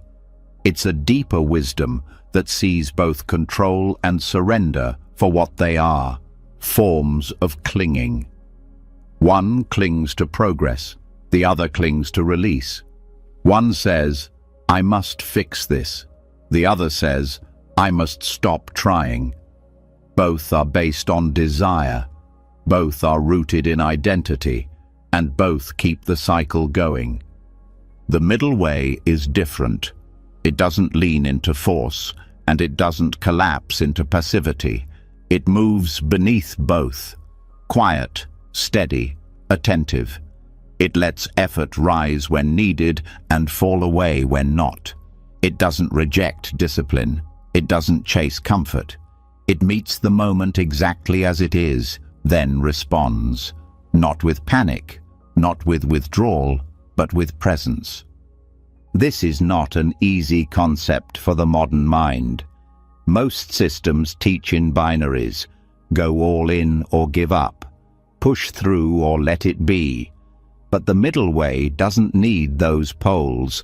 It watches the impulse to control, then asks gently, is this coming from wisdom or fear? It watches the pull to let go, then whispers, is this real surrender or subtle avoidance? This is where peace becomes practical, not an abstract concept, not a distant reward, but something felt in the bones when the extremes fall away. In daily life, the pull toward control often hides in the language of self-improvement. I need to get better. I should already be further along. I have to fix this. The intention may be growth, but the energy behind it is pressure, striving without clarity. And that striving wears down the nervous system. It keeps the body tight. It floods the mind with dissatisfaction. No matter how much is achieved, it never feels like enough, because the improvement is built on the belief that who you are now is lacking. On the other side is surrender, often romanticized. Just let go. Whatever happens, happens. It's all meant to be. But this, too, can become a mask, a way of stepping back not from wisdom, but from fear of failure. The surrender that avoids effort is not peace, it's resignation. It's a subtle story that says, I give up trying, so I can't be disappointed. The middle way moves differently. It asks what's appropriate now, not what should be done forever, not what would feel safest. just what fits this moment, with this energy and this clarity. It's not neutral, it's intelligent, active when needed, restful when wise, always grounded in awareness, never in escape. And this is where deep transformation begins to take hold. Because the habits that run the mind, perfectionism, procrastination, avoidance, obsession, they all rely on one of the two extremes. They need you to believe that control will save you, or that surrender is your only protection. When those narratives fall, the habits lose fuel. They can't find a home in presence. This teaching becomes especially powerful during subconscious reprogramming. In deep rest, the mind often drifts toward one polarity or the other, a loop of "I should be doing more" or "I'll never be able to change." But when exposed gently to the middle way, a third response forms. Not a thought, a tone, a kind of subtle willingness to meet whatever is here, not with judgment, not with resistance, but with enough clarity to know this is enough right now.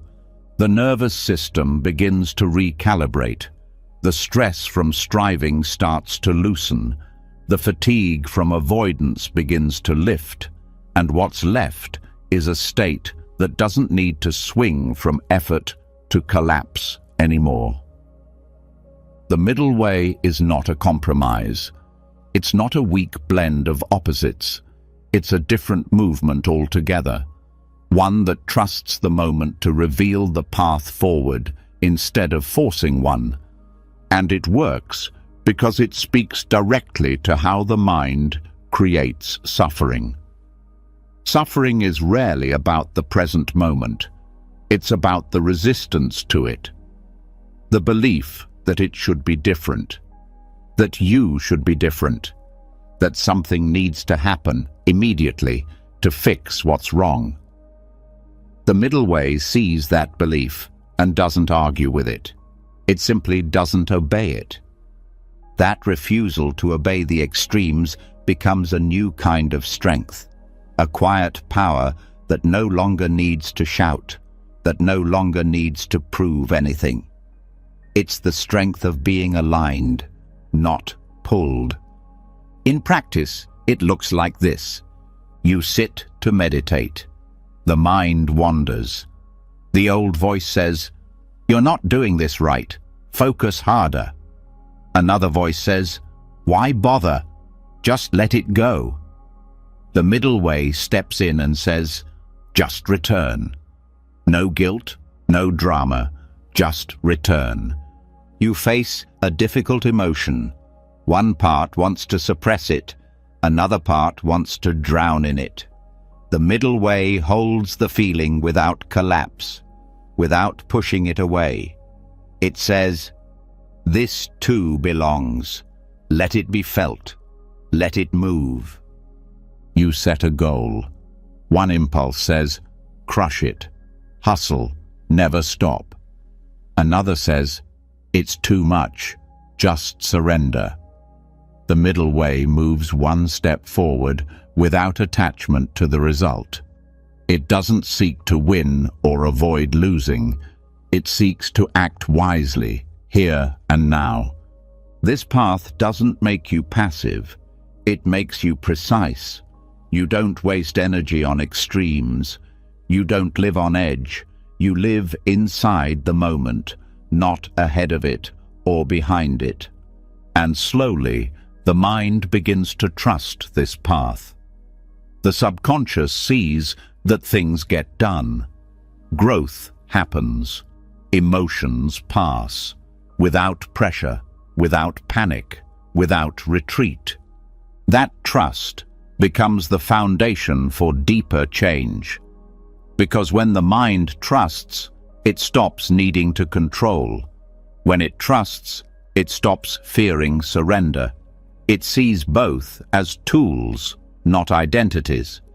Even identity itself begins to shift. You're no longer the achiever, no longer the spiritual avoider. You're simply here, responding with clarity, listening with care, moving with enough energy to match the moment, but never more than needed. And that is freedom. That's what the middle way offers. A life that doesn't swing, a mind that doesn't fight itself, a heart that doesn't overcompensate or shut down. This doesn't come all at once. It builds with every breath that meets the moment instead of resisting it, with every pause that interrupts the urge to control, with every gentle return to presence after the temptation to give up. This is what you're practicing now, just by listening, just by resting in this space. The words don't need to be analyzed. They don't need to be memorized. They are seeding something deeper, a new response to life, one that no longer swings between effort and collapse. So tonight, as the body continues to soften and the thoughts begin to slow, let this truth settle into the layers beneath your awareness. You don't need to fix everything. You don't need to abandon the path either. The third way exists, quiet, steady, always here. You've already found it. Just keep returning. And now we continue. And as the mind begins to taste the calm steadiness of the middle way, neither forcing nor fleeing, just meeting each moment with clean presence, there's a subtle shift that happens beneath the surface. For the first time, effort feels balanced. Peace stops being something to chase. But then, without warning, a new thought arises, a quiet hunger. The desire not for status or approval or control, but for awakening itself. The craving not for the world, but for peace, for stillness, for freedom. And at first, it seems harmless, even noble. But left unchecked, this subtle craving becomes the final obstacle, because now the desire is spiritual, and that makes it harder to see. This is the paradox of craving enlightenment. The mind sets out to let go by clinging. It tries to arrive by rushing. It wants to be still, but only after achieving a long list of inner goals. And the very thing it seeks becomes distorted by the way it seeks it. The path collapses into tension again, even though it's dressed in robes of silence. This is a common trap on any inner path. The ambition to reach enlightenment becomes a subtle form of ego reinforcement. Not the loud ego of pride, but the soft ego of spiritual becoming. It whispers, "You'll be whole once you get there. You'll finally be free when you feel constant peace. You'll matter when the mind stops thinking." But underneath those thoughts is the same engine that drives all suffering: craving. Buddhism teaches that craving is the root, not just of material suffering, but of spiritual dissatisfaction too. Wanting enlightenment is still wanting. Wanting to transcend suffering is still attachment to outcome. Even the desire to be a better meditator, to be more mindful, to be more compassionate, when pushed too hard, becomes just another identity to protect. The mind is clever. It will reshape the ego into whatever it thinks will survive. If the self is no longer validated by success or looks or approval, it will look for value in how awakened it is, how silent it feels, how far along the path it's come. And slowly, this new spiritual self becomes just as burdened as the old one, because it's still trying to be someone. It's still trying to become. But here's the truth that breaks the loop. Awakening isn't about becoming. It's about stopping. Stopping the chase, stopping the performance, stopping the idea that peace is somewhere else, waiting to be earned. Enlightenment isn't found by reaching it. It's revealed by no longer reaching. This doesn't mean the path ends. It means the way of walking changes. Instead of striving toward a distant goal, the mind starts to notice what's already here. Instead of comparing today's stillness to yesterday's distractions, it meets each breath with curiosity, without measuring, without demanding. This shift changes everything. Meditation stops being a task and becomes rest. Reflection stops being self-analysis and becomes silence. Progress is no longer a measurement. It's just presence. This is how reprogramming begins on a deeper level. When the craving for awakening is seen as just another loop, the subconscious starts to let go of its obsession with arrival. It doesn't stop growing. It just grows without tension. You start to feel it in the body, less pressure in the chest, less strain in the breath. The nervous system stops tightening every time you sit to practice. You're no longer trying to have the perfect session. You're just here, letting the practice be what it is. Even the idea of practice starts to change. It's no longer a method to get somewhere. It's an expression of peace that's already within you. Something you're not building, but remembering. And slowly, the hunger that drove the search begins to soften. Not because it was wrong, but because it's no longer necessary. The mind starts to taste stillness without earning it. It starts to recognize that what it longed for was never far. It was just hidden behind the craving to find it. This is the great irony. The more you chase awakening, the more it hides. But when you stop running, stop reaching, stop needing, it begins to reveal itself in the smallest of moments. A breath, a pause, a sound, a feeling that doesn't need to be named.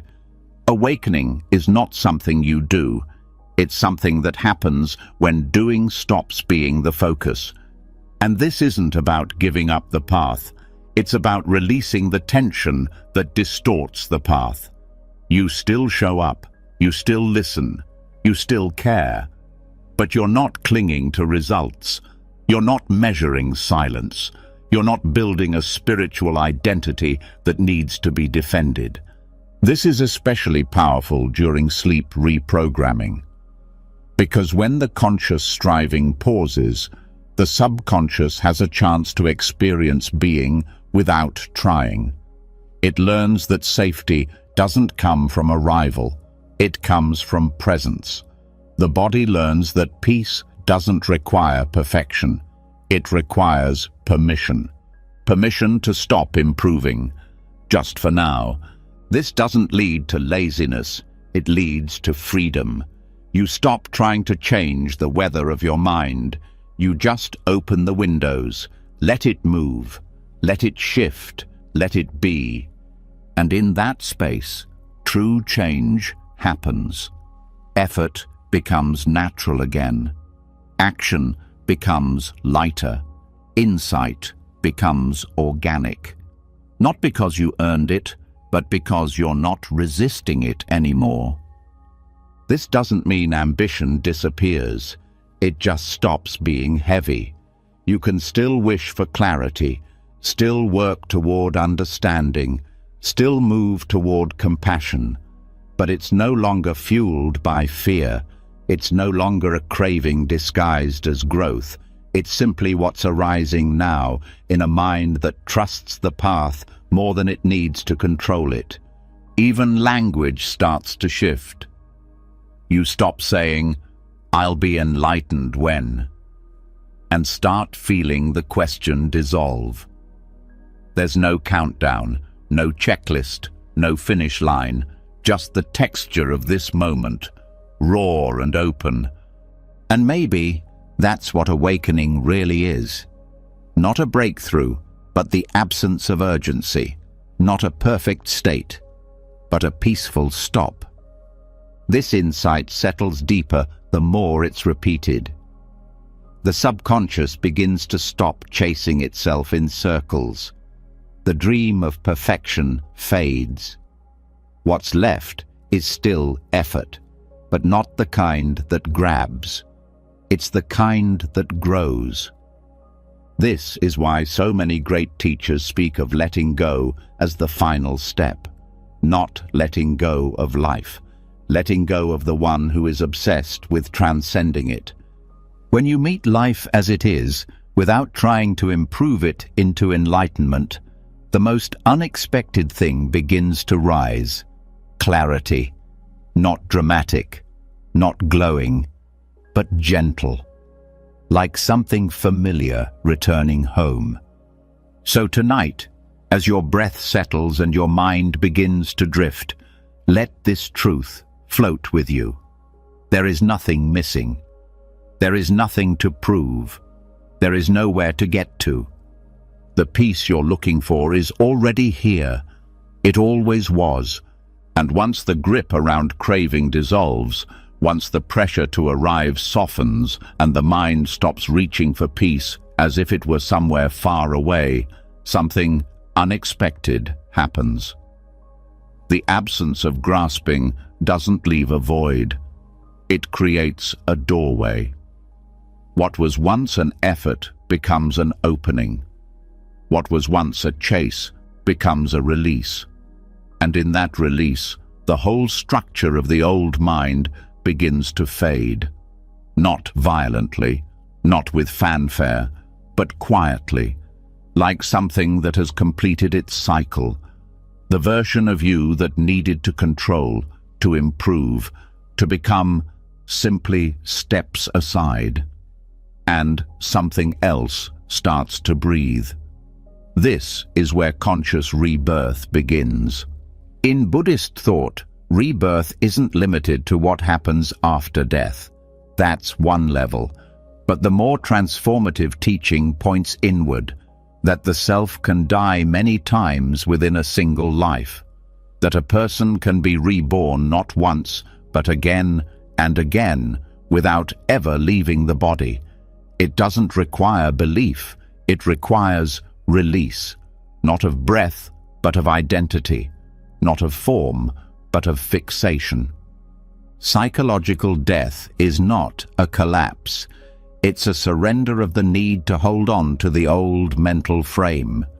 The collection of patterns, beliefs, roles, wounds, and expectations that feel like you. They don't dissolve all at once, but with each deep seeing, each letting go, each moment of non-clinging, the old identity loses weight. And when enough of it has fallen away, what's left is not a better self, but a freer one. This kind of rebirth doesn't come from thinking your way out of pain. It comes from watching the story fall apart on its own. The story that says, I'm this kind of person. This is how I always react. This is what I can't let go of. These thoughts once felt like facts, but now they feel optional, repetitive, empty. Letting them go doesn't leave you with nothing. It reveals that you were never those thoughts to begin with. You were the awareness watching them. Always were, always will be. And when the identification with thought breaks, the version of you that depended on those thoughts begins to disappear. That is the death. Not dramatic, not painful, just a soft ending of what no longer makes sense. The old reaction stops. The old explanation doesn't hold. The old role feels too small. And then a pause. In that pause, something new begins. Not another identity, not another story, just space. From that space, new thought arises, new behavior, new perception, Not from pressure, not from should, from silence. This is rebirth. It's not about becoming someone else. It's about no longer carrying what was never yours. And in that emptying, a new way of being emerges. Not designed, discovered. You speak differently. You respond with less effort.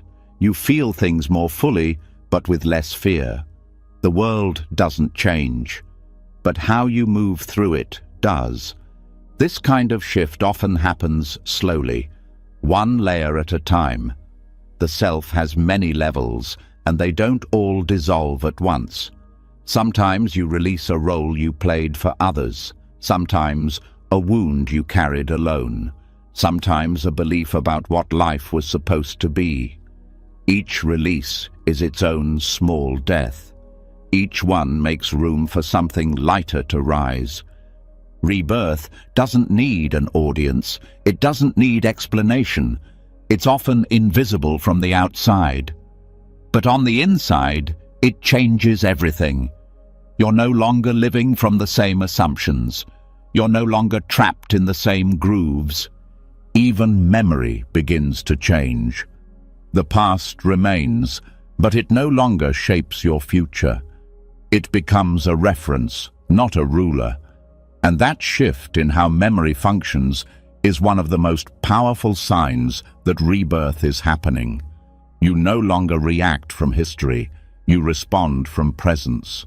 This process also rewires the nervous system.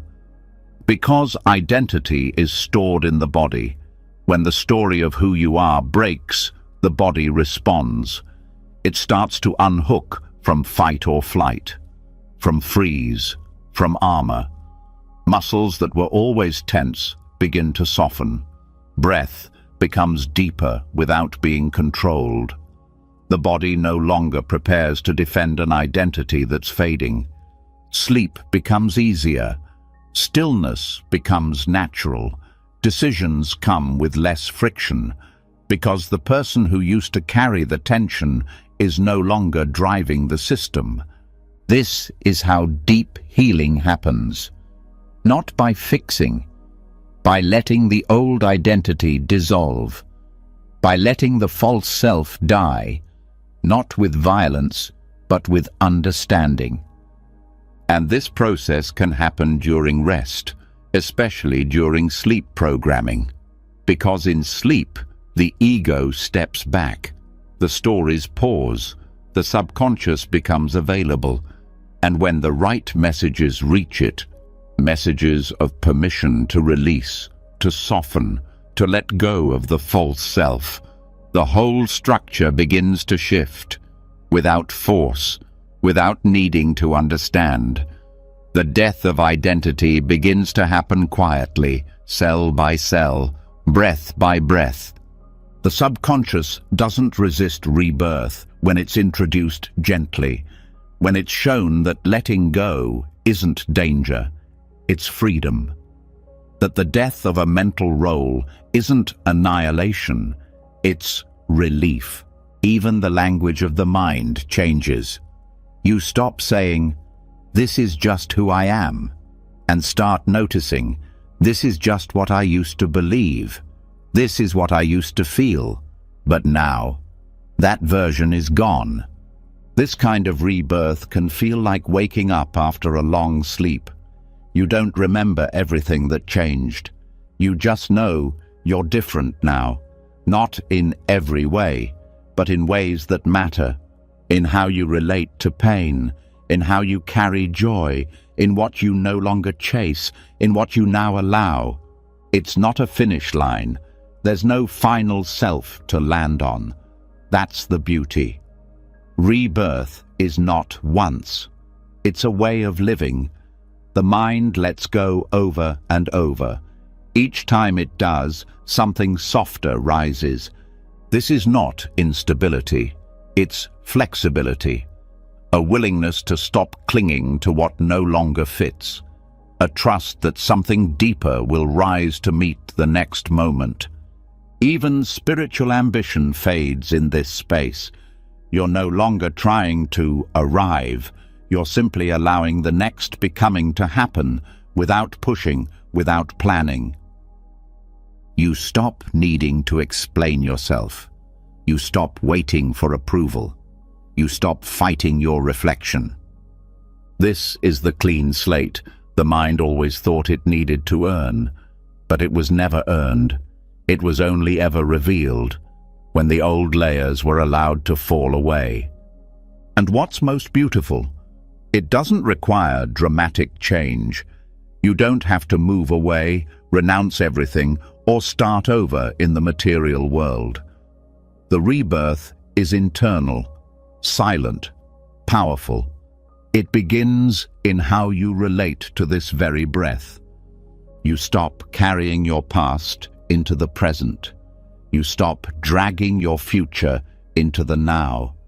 And what's left is this simple awareness, this direct contact with life, without the filter of an outdated self. So tonight, as your body softens and your mind moves closer to sleep, let these words carry you into that space. Let go of the version of yourself that doesn't need to survive the night. Let go of the thoughts that once protected, but now only repeat. Let go of the story that said you needed to hold it all together. You don't. Something else is rising now, something quiet, something clear. Let it. And as the old identity quietly dissolves, no longer something to fix, no longer something to defend, a new sense of space begins to open. What felt like self turns into sensation. What once felt solid now flows. And in that quiet transformation, something becomes clearer than ever before. The world outside was never separate from the mind that looked at it. The rebirth wasn't just in the self. It was in perception. The lens changed and the world changed with it. Because what's seen is never just what's there. It's what the mind makes of what's there. And now we begin to explore why that matters more than anything. How the mind itself shapes reality. This is the heart of the Yogacara teachings, the consciousness-only school of Buddhism. It doesn't say the world is fake. It says the experience of the world is created through layers of mind. Every sound, shape, color, word, feeling, reaction, it's all filtered. And those filters don't sit on top of the world, they sit inside you. Which means when you shift your consciousness, what you see, hear, feel, and understand also shifts. The mirror doesn't just reflect, it interprets, it labels, it remembers. And without knowing it, the mind begins to project past impressions onto present moments. What you think you're experiencing now is often an echo of something earlier. A conversation carries the voice of a parent from childhood. A look from a stranger carries the judgment of a teacher from years ago. A moment of silence feels like rejection, but it's just the past projected forward. This is not metaphor. It's how perception is built. The mind gathers impressions, called vasanas, and stores them like seeds. These seeds ripen when the right conditions appear. Someone speaks, and your mind doesn't just hear the words. It reacts through a filter shaped by old experiences. The result isn't just reality, it's a reflection of your consciousness. And this is where the power of change lives. Because if what you experience is filtered through mind, then changing the mind changes the experience, not in a forced way, in a deeply organic way. You don't have to fix the outer world. You shift the projector, you clean the lens, and the film begins to play differently. In Yogacara, this is more than positive thinking. It's deep rewiring. The subconscious holds not just thoughts, but patterns, deep emotional grooves that shape every reaction. These patterns color everything, and most of them were formed long before you could question them, which means most suffering comes not from what's happening, but from how it's being seen. Changing that doesn't require control, it requires awareness. When you start to see that the world is appearing through your habits of mind, you stop taking every reaction as truth. You start questioning why certain things always upset you, why some situations feel hopeless before they even begin. And that questioning doesn't just analyze, it unhooks the pattern. Yogacara teaches that there are 8 layers of consciousness, not just the waking mind, but deeper levels. The first 5 are tied to the senses: seeing, hearing, smelling, tasting, touching. The 6th is the mind that interprets them, the thinker. The 7th is the ego consciousness, the one that clings to identity. And the 8th is the alaya vijnana, the storehouse consciousness. This is where the seeds are stored, the root layer, the quiet field where every habit, every reaction, every emotion has been planted. And here's what matters. This field can be cleaned. It can be replanted, not by thinking harder, not by analyzing everything you've ever felt, but by gently exposing the subconscious to new impressions, new messages, new emotional tones. Over time, the seeds shift, the ripening changes, and the movie of life begins to play differently. This is what deep meditation and sleep programming can do. When the conscious mind relaxes, the storehouse opens, and in that quiet access point, new seeds can be planted. Seeds of stillness, seeds of compassion, seeds of trust. Repetition isn't just about habit, it's about saturation.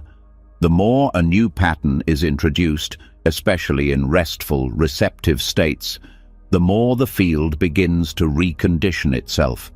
You don't erase old seeds. You stop watering them. You stop feeding the patterns that no longer serve you. And you start creating new roots, built on clarity instead of fear.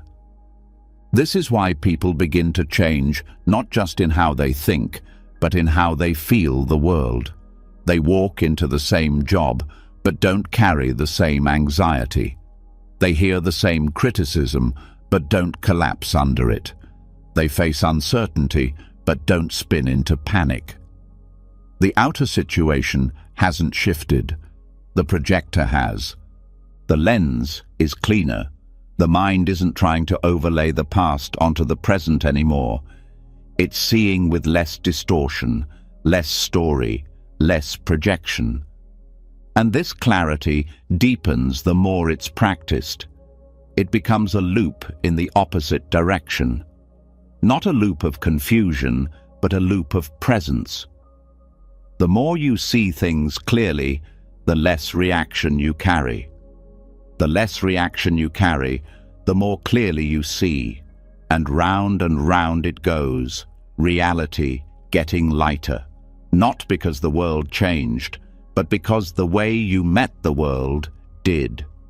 Even dreams begin to reflect this shift. When the mind starts to absorb these teachings deeply, the dream world starts to lose its usual chaos. Nightmares lessen. Emotional symbols change. The subconscious begins to mirror the cleaner lens. You wake up calmer, less tangled, more open. This is how Yogacara reaches into sleep and shapes it from the inside, not by controlling what you dream, but by changing what the mind believes is real, even when dreaming. You stop reacting in dreams the way you react in waking life. You begin to watch, to witness, to hold presence even in the middle of the subconscious theater. And that changes your relationship to waking life too. You stop assuming your reactions mean something deep about who you are. You start seeing them as seeds ripening, and that distance allows for choice. Awareness becomes the gardener, the mind becomes the field, and here's what's most powerful. This isn't an escape from life. It's a deeper entry into it. When the projections fade, what's left is not emptiness. It's direct experience. You're no longer talking to your past through other people. You're no longer filtering every emotion through old wounds. You're here, seeing, feeling, meeting life without the extra noise. This is not passivity, it's clarity. You can still act, still speak, still decide, but now your actions aren't shaped by distorted reflection. They're shaped by presence. This is why Yogacara is sometimes called the science of perception, because it doesn't tell you what to think. It shows you how you're thinking, and from that insight, the whole structure of suffering begins to collapse. Because what you think is the world is often just a reflection of your conditioning. And when you stop projecting that conditioning onto everything, the world becomes gentler, more spacious, more workable, not because it got easier, because your lens got cleaner. So tonight, as you rest in this space, let this truth settle into your deepest layers. Nothing needs to be changed for clarity to arise. You don't need to control your thoughts. You don't need to fix your emotions. You just need to meet them with enough awareness to stop feeding the old projections. Let the old seeds go dry. Let the new ones take root. Let the mirror reflect not your past, but your presence. And as the mirror of the mind begins to clear, no longer reflecting distortions, no longer coloring the world through unconscious patterns, a new kind of perception quietly takes root. Life becomes lighter, not because less happens, but because less is projected. Experiences unfold without being tangled in old stories. Even dreams begin to soften. The nightmares lose their edge. The symbols feel different. And in that space between waking and sleep, something opens. A doorway the conscious mind usually misses. A chance not just to rest, but to wake up within the resting. This is where dream yoga begins, not as fantasy, but as a tool for deep transformation. In Tibetan Buddhism, dream yoga is not about escapism. It's about insight. It's the practice of becoming aware within dreams, so the same clarity that guides waking life can begin to illuminate the subconscious. It doesn't reject dreaming. It trains the mind to recognize that dreaming is still mind, still experience, still a realm of karmic activity. And that makes it trainable. Most people spend a third of their lives asleep, and much of that time caught in dreams that run on autopilot.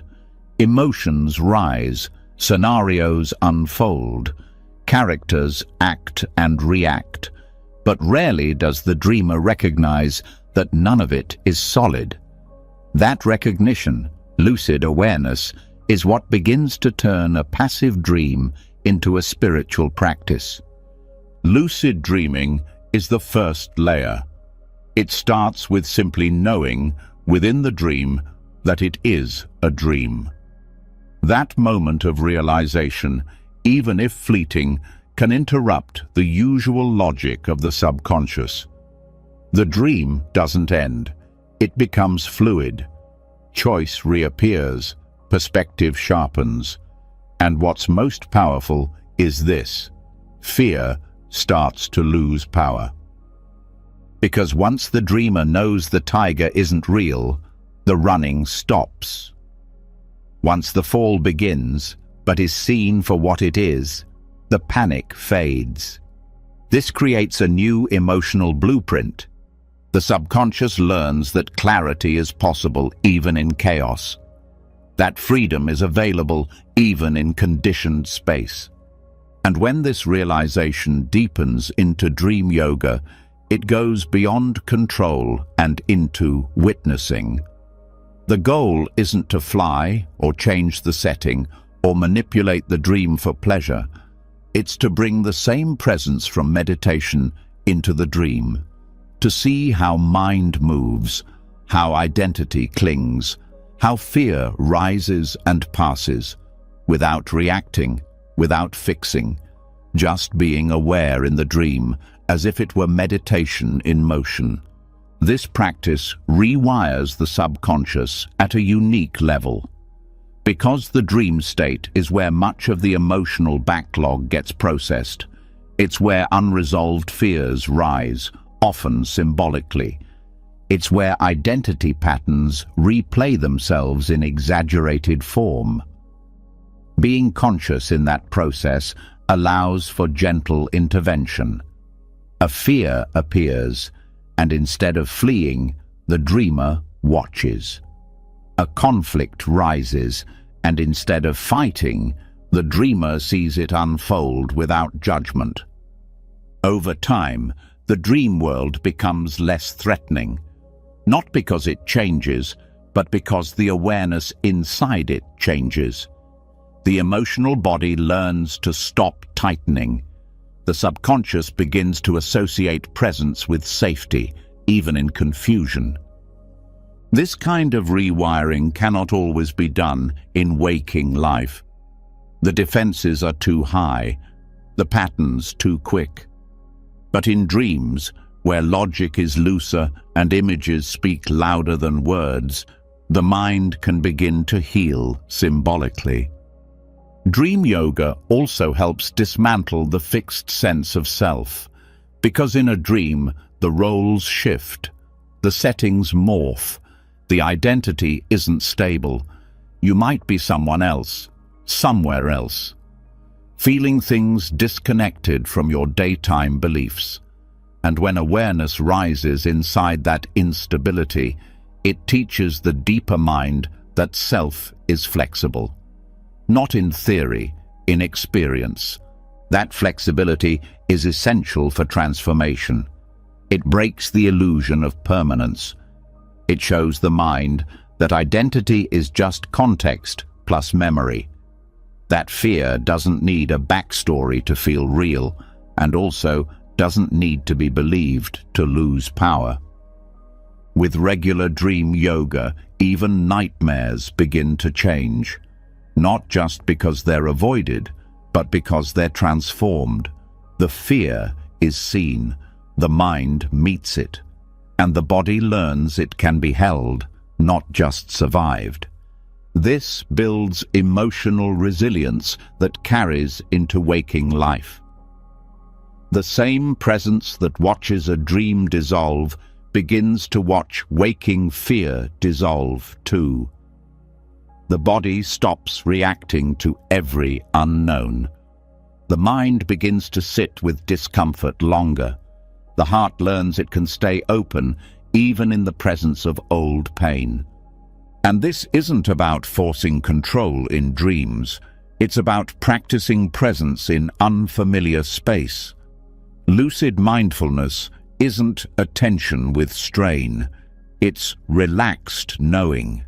It doesn't need to analyze, it just sees. That kind of seeing becomes the new default in sleep, and then, slowly, during the day. Dream yoga also strengthens intention. Not willpower, intention. Before sleep, the dreamer sets a soft aim. Tonight, I want to be aware in the dream. Tonight, I want to meet whatever arises with kindness. That intention is planted in the mind before the conscious gate closes. And because the subconscious is impressionable, it listens. Sometimes it responds right away. Other times, it takes repetition. But over time, the intention becomes a trigger. The dreamer starts to notice strange logic, a detail that doesn't fit, a repeated pattern. And suddenly the dream becomes lucid. The mind wakes up inside itself.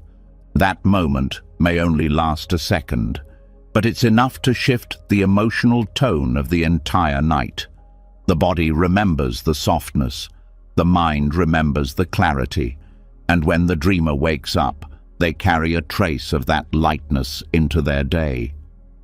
Dream yoga also breaks the wall between states. You stop thinking of sleep as unconscious. You stop treating dreams as random. You begin to live with continuity of awareness, not perfect, but growing. The line between waking and dreaming gets thinner. And instead of chasing control in either space, you cultivate presence in both. This is what makes the practice sacred, not because it's rare, but because it's real. It doesn't rely on belief. It doesn't require special skills, just attention, just curiosity, just the willingness to wake up, even when the body is asleep. And that willingness grows the more it's invited. Every night you rest with these teachings, the subconscious learns to listen. Every time you drift off with awareness near the surface, the habit of unconscious dreaming weakens. You begin to fall asleep with a trace of mindfulness, not tense, not gripping, just enough knowing to remember, this too is part of the path. Over time, even the quality of rest changes. You wake up less tangled, less heavy, because the dreams aren't running wild through old trauma anymore. They're being met, witnessed, softened. You might start to notice a gentle joy rising during the night, a kind of reverence. Because awareness, when held with kindness, creates a kind of warmth that nothing else can replace. And that warmth is what the subconscious remembers most. So tonight, let that warmth fill the space behind your thoughts. Let it soak into the layers of mind that speak in symbols and feeling. Let it become the atmosphere of your rest, not as a goal, not as something to achieve, just as something you're finally allowing. You don't need to control your dreams. You only need to stay close enough to see them clearly. And as the veil between waking and dreaming grows thinner, as awareness begins to follow you, not only through your days, but through your nights, something begins to shift at the deepest level. The mind is no longer running from itself. The shadows that once filled sleep no longer feel like threats, but messengers. The fear starts to soften. The walls between past and present start to fall. And in that gentle space, there's one more thing that becomes visible, something older, quieter, harder to name. Not loud thoughts, not heavy emotions, but quiet structures underneath them. Invisible frameworks that shape how every thought forms, how every reaction feels. These are the fetas, and if left unseen, they remain the invisible chains that keep even the most peaceful mind from full freedom. In Buddhist teachings, the 10 fetas are the deep mental knots that bind beings to cycles of confusion, suffering, and rebirth. They're not surface-level struggles. They are the architecture of the reactive mind itself. And breaking them isn't about force. It's about deep, slow recognition. Not with willpower, but with stillness. Not with control, but with clarity. The first feta is identity view, the belief in a fixed, separate self. This isn't a concept, it's a reflex, a deep-seated sense that experience is happening to someone, that there is a core me behind the thoughts, behind the choices, and even after seeing through it intellectually, the feeling of self remains. But when watched closely, especially during quiet moments, this sense of self begins to wobble. It's seen as a construction, a narrative, a reflex built from memory and resistance. And as awareness keeps touching that reflex without feeding it, it starts to loosen on its own. The second feta is doubt. Not healthy curiosity, but the kind of inner confusion that keeps the heart closed. The doubt that says, maybe none of this works, maybe freedom isn't real, maybe I'm the one who can't do it. This doubt doesn't scream, it whispers, it pokes holes in presence, and it cannot be argued with. It must be seen. When it's met, not with panic, but with patience, it slowly stops anchoring itself.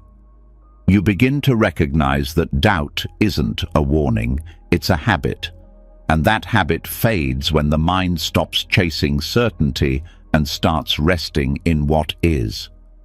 The third is attachment to rites and rituals, not respect for practice, but the clinging to form over essence. The belief that specific actions or traditions guarantee awakening. This feta hides beneath good intentions. It turns methods into magic. But freedom doesn't come from form. It comes from understanding. When this is seen clearly, the heart stops mistaking repetition for realization. You keep the practices that bring clarity and release the ones that turn into superstition. The fourth feta is sensual craving. This isn't about denying beauty. It's about the unconscious reaching for stimulation to escape discomfort. Food, sound, attention, stimulation, none of them are problems until the mind clings to them for relief. When awareness begins to notice craving as movement instead of identity, the energy behind it changes. Craving feels less like desire and more like restlessness. And restlessness doesn't need to be satisfied. It can be seen. It can be held. And in being held, it begins to settle. The fifth is ill will. Not just anger, but the subtle resistance to anything unpleasant. The quiet pushback against discomfort. The rejection of now. This feta often hides behind self-righteousness. It justifies itself. But when awareness meets ill will without agreeing or resisting, its heat cools. You begin to feel the first wave of resistance rise and simply stay still. That stillness breaks the chain. The first 5 fetters are called the lower fetters because they tie beings to the realm of identity and reaction. The next 5 are more refined. They don't scream, they hum. But their grip is just as strong until it's seen through. The 6th feta is craving for form. This is the desire for refined states of peace, for bliss in meditation, for pleasant experiences in subtle realms. It's not about material comfort anymore. It's about spiritual pleasure. But the pattern is the same. Clinging. When this craving is seen, the need to recreate past stillness begins to fade. You stop chasing states and start resting in presence. The 7th feta is craving for formless existence. This is even subtler. It's the longing to escape all form, all limitation. It hides in spiritual language, words like transcendence and purity. But at its root, it's still grasping, a more sophisticated version of running away. Awareness breaks this not by rejecting peace, but by not needing to escape into it. You learn to stay with reality, no matter how unrefined it feels. The eighth is conceit. This doesn't always look like arrogance. Often it hides as comparison, the sense of being better, worse, or equal to others. All three are rooted in self-reference. They reinforce the illusion of separateness. When awareness begins to feel how comparison limits connection, conceit starts to dissolve. You no longer need to measure your path against another's. You simply walk. The ninth feta is restlessness, not the obvious fidgeting, but the subtle inability to stay with what is. The pull to shift attention, to adjust, to fix, to plan. Restlessness is the vibration of becoming. It resists stillness. But when the mind begins to see this movement as optional, not urgent, it starts to quiet. You learn to stay, even through the mind's attempt to move. That staying becomes freedom. The 10th and final feta is ignorance. Not stupidity, not lack of education, but not seeing. The base misperception that holds all the others in place. The illusion of permanence, of self, of control. Ignorance dissolves not through knowledge, but through insight. Not through collecting facts, but through seeing the nature of reality directly. When the aggregates are seen as impermanent, when craving is seen as suffering, when awareness watches all things rise and fall without clinging, ignorance begins to fall apart. None of these fetters can be destroyed through force. They are rooted in survival patterns, in subtle conditioning, and any attempt to break them aggressively only reinforces their grip. They don't need to be fought. They need to be seen, clearly, gently, again and again. This is where true transformation happens, not through resistance, through awareness. When you sit with a feta, not to fix it but to feel it, something begins to melt. The mind doesn't need to push it away. It just stops fueling it. And this is why sleep programming is such fertile ground, because in sleep, the resistance is lower. The grip of ego is lighter. The mind is open to new messages. When the subconscious is gently exposed to the possibility of non-clinging, it begins to unwind the fetters one breath at a time. You don't need to map every feta. You don't need to track your progress. Awareness will reveal what's ready. And when it does, the next knot begins to loosen. The chain begins to break, not with a snap, but with a soft breath. This isn't about escaping humanity. It's about living it with less distortion, less tightness, less fear. Each fetter that falls brings more space, more compassion, more peace that doesn't rely on conditions. So, tonight, as your body softens and your breath slows, let these old bindings surface without fear.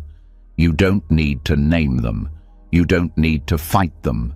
Just stay close. Just watch. Let awareness do what effort never could. The mind knows how to free itself, if it's allowed to feel without grasping. And now, we continue. And as the inner chains start to weaken, not snapped, but softened through still attention, something new begins to appear beneath the surface. Not a new identity, not a different version of the self, but a kind of space that was always there, only hidden behind movement.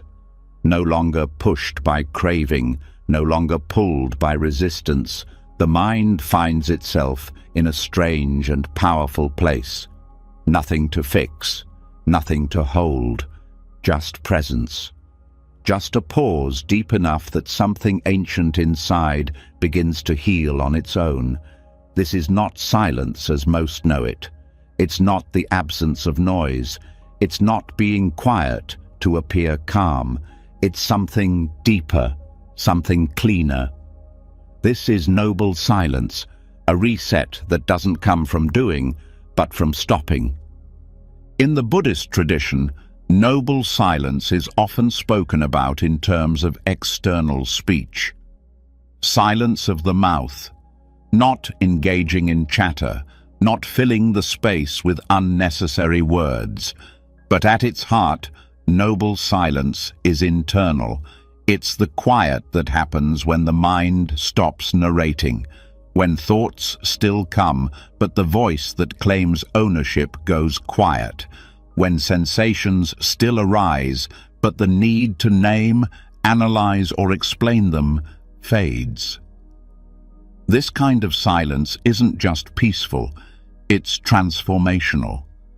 Because in that silence, programs begin to shift, not through effort, through absence of interruption. Much of what clutters the inner world are stories, loops of thought that keep emotions trapped in place. Something is felt, but before it has a chance to move, the mind rushes in to label it, to judge it, to ask why it's there, to dig for a cause. And in that reaction, the feeling stays stuck. It doesn't get released. It gets looped, repeated, prolonged. But when silence is held, not as suppression, but as allowing, those feelings complete their cycle. They rise, they swell, they dissolve, without being touched by commentary, without being dressed in meaning, without becoming part of identity. This is what makes noble silence so rare. It requires doing nothing with precision, not avoidance, not zoning out, not distraction, but staying with what's here and refusing to interrupt it, refusing to narrate the moment into something familiar. When this kind of silence deepens, the subconscious begins to trust the space. It begins to open the vault. Old impressions start to rise, not because you're digging, but because the system knows it's safe now. It's not being judged, it's not being rushed, it's being witnessed. And in that witnessing, the mind begins to reprogram itself. This kind of reset doesn't happen during noise. It doesn't happen during analysis. It happens during presence, the kind of presence that lets a thought come and doesn't follow it, that lets a memory rise and doesn't retell it, that holds an emotion without asking it to leave. Most emotional damage isn't caused by the original pain. It's caused by the commentary built around it, the conclusions drawn, the roles created, the identity formed in reaction. Silence cuts through all of that, not by force, but by staying out of the way. It's in this space that clarity is born, not new ideas, not plans. Clarity that sees what's always been true, but never had room to speak. The kind of truth that doesn't come from logic. It comes from contact with what is, free from noise. And this truth doesn't speak in language.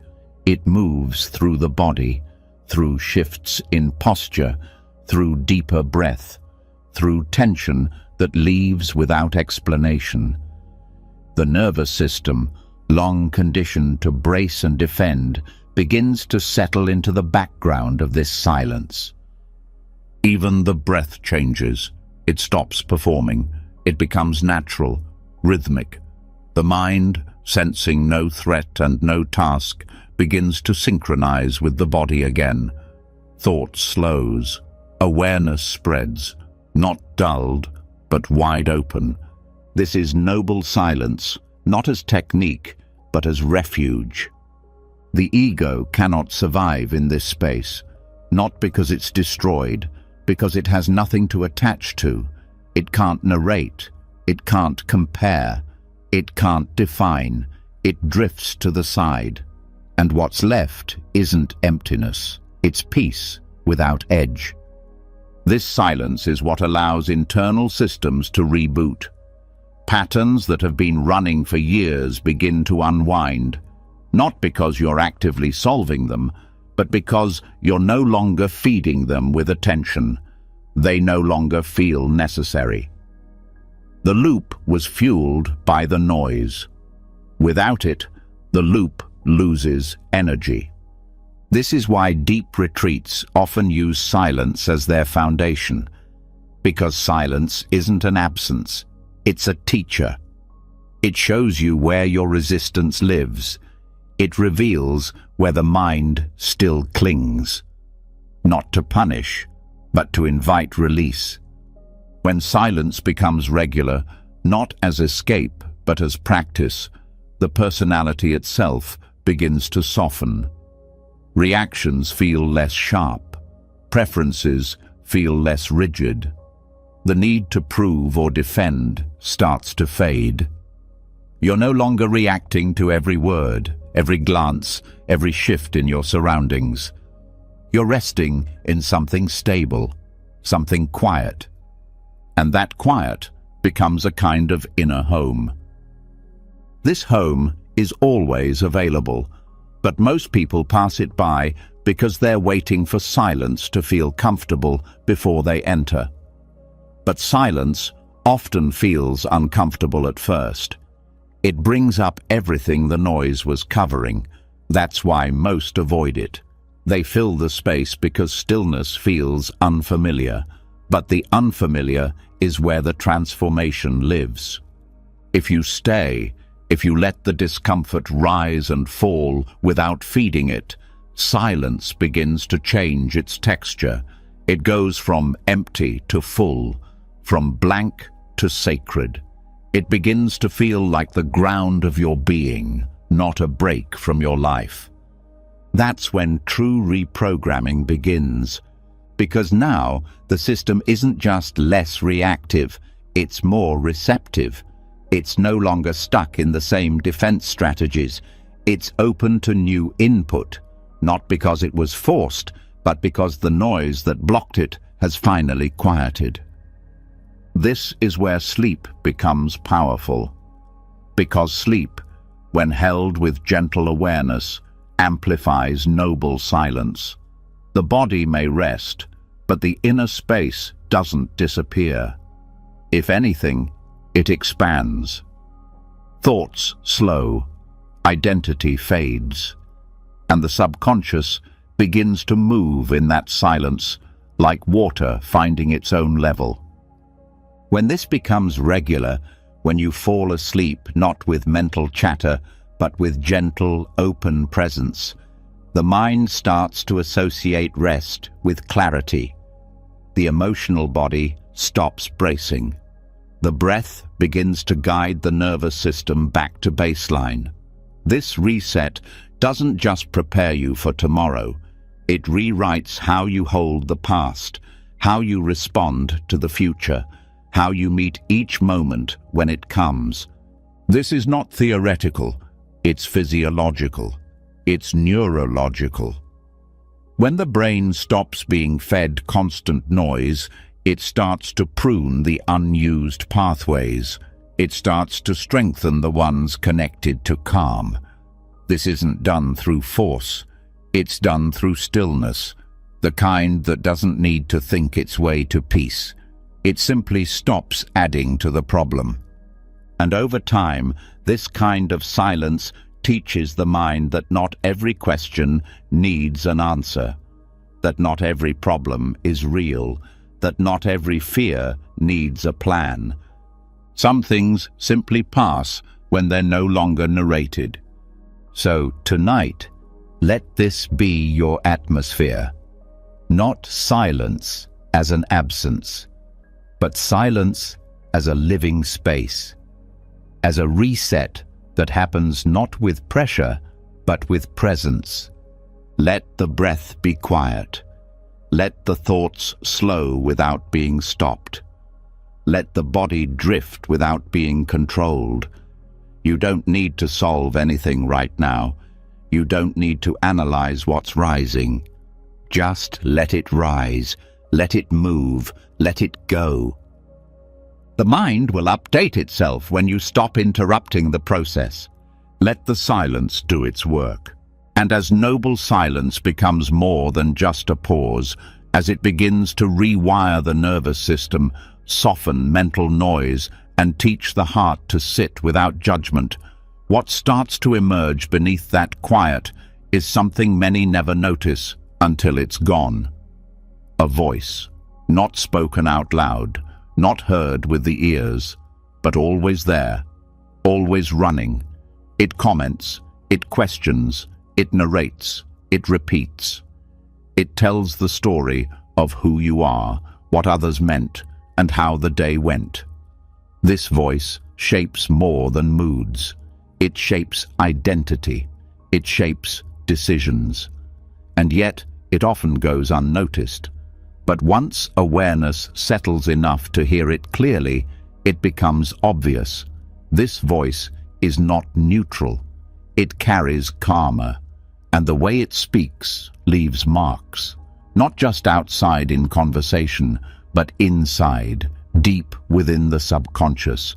This is the karma of speech, not punishment, not superstition.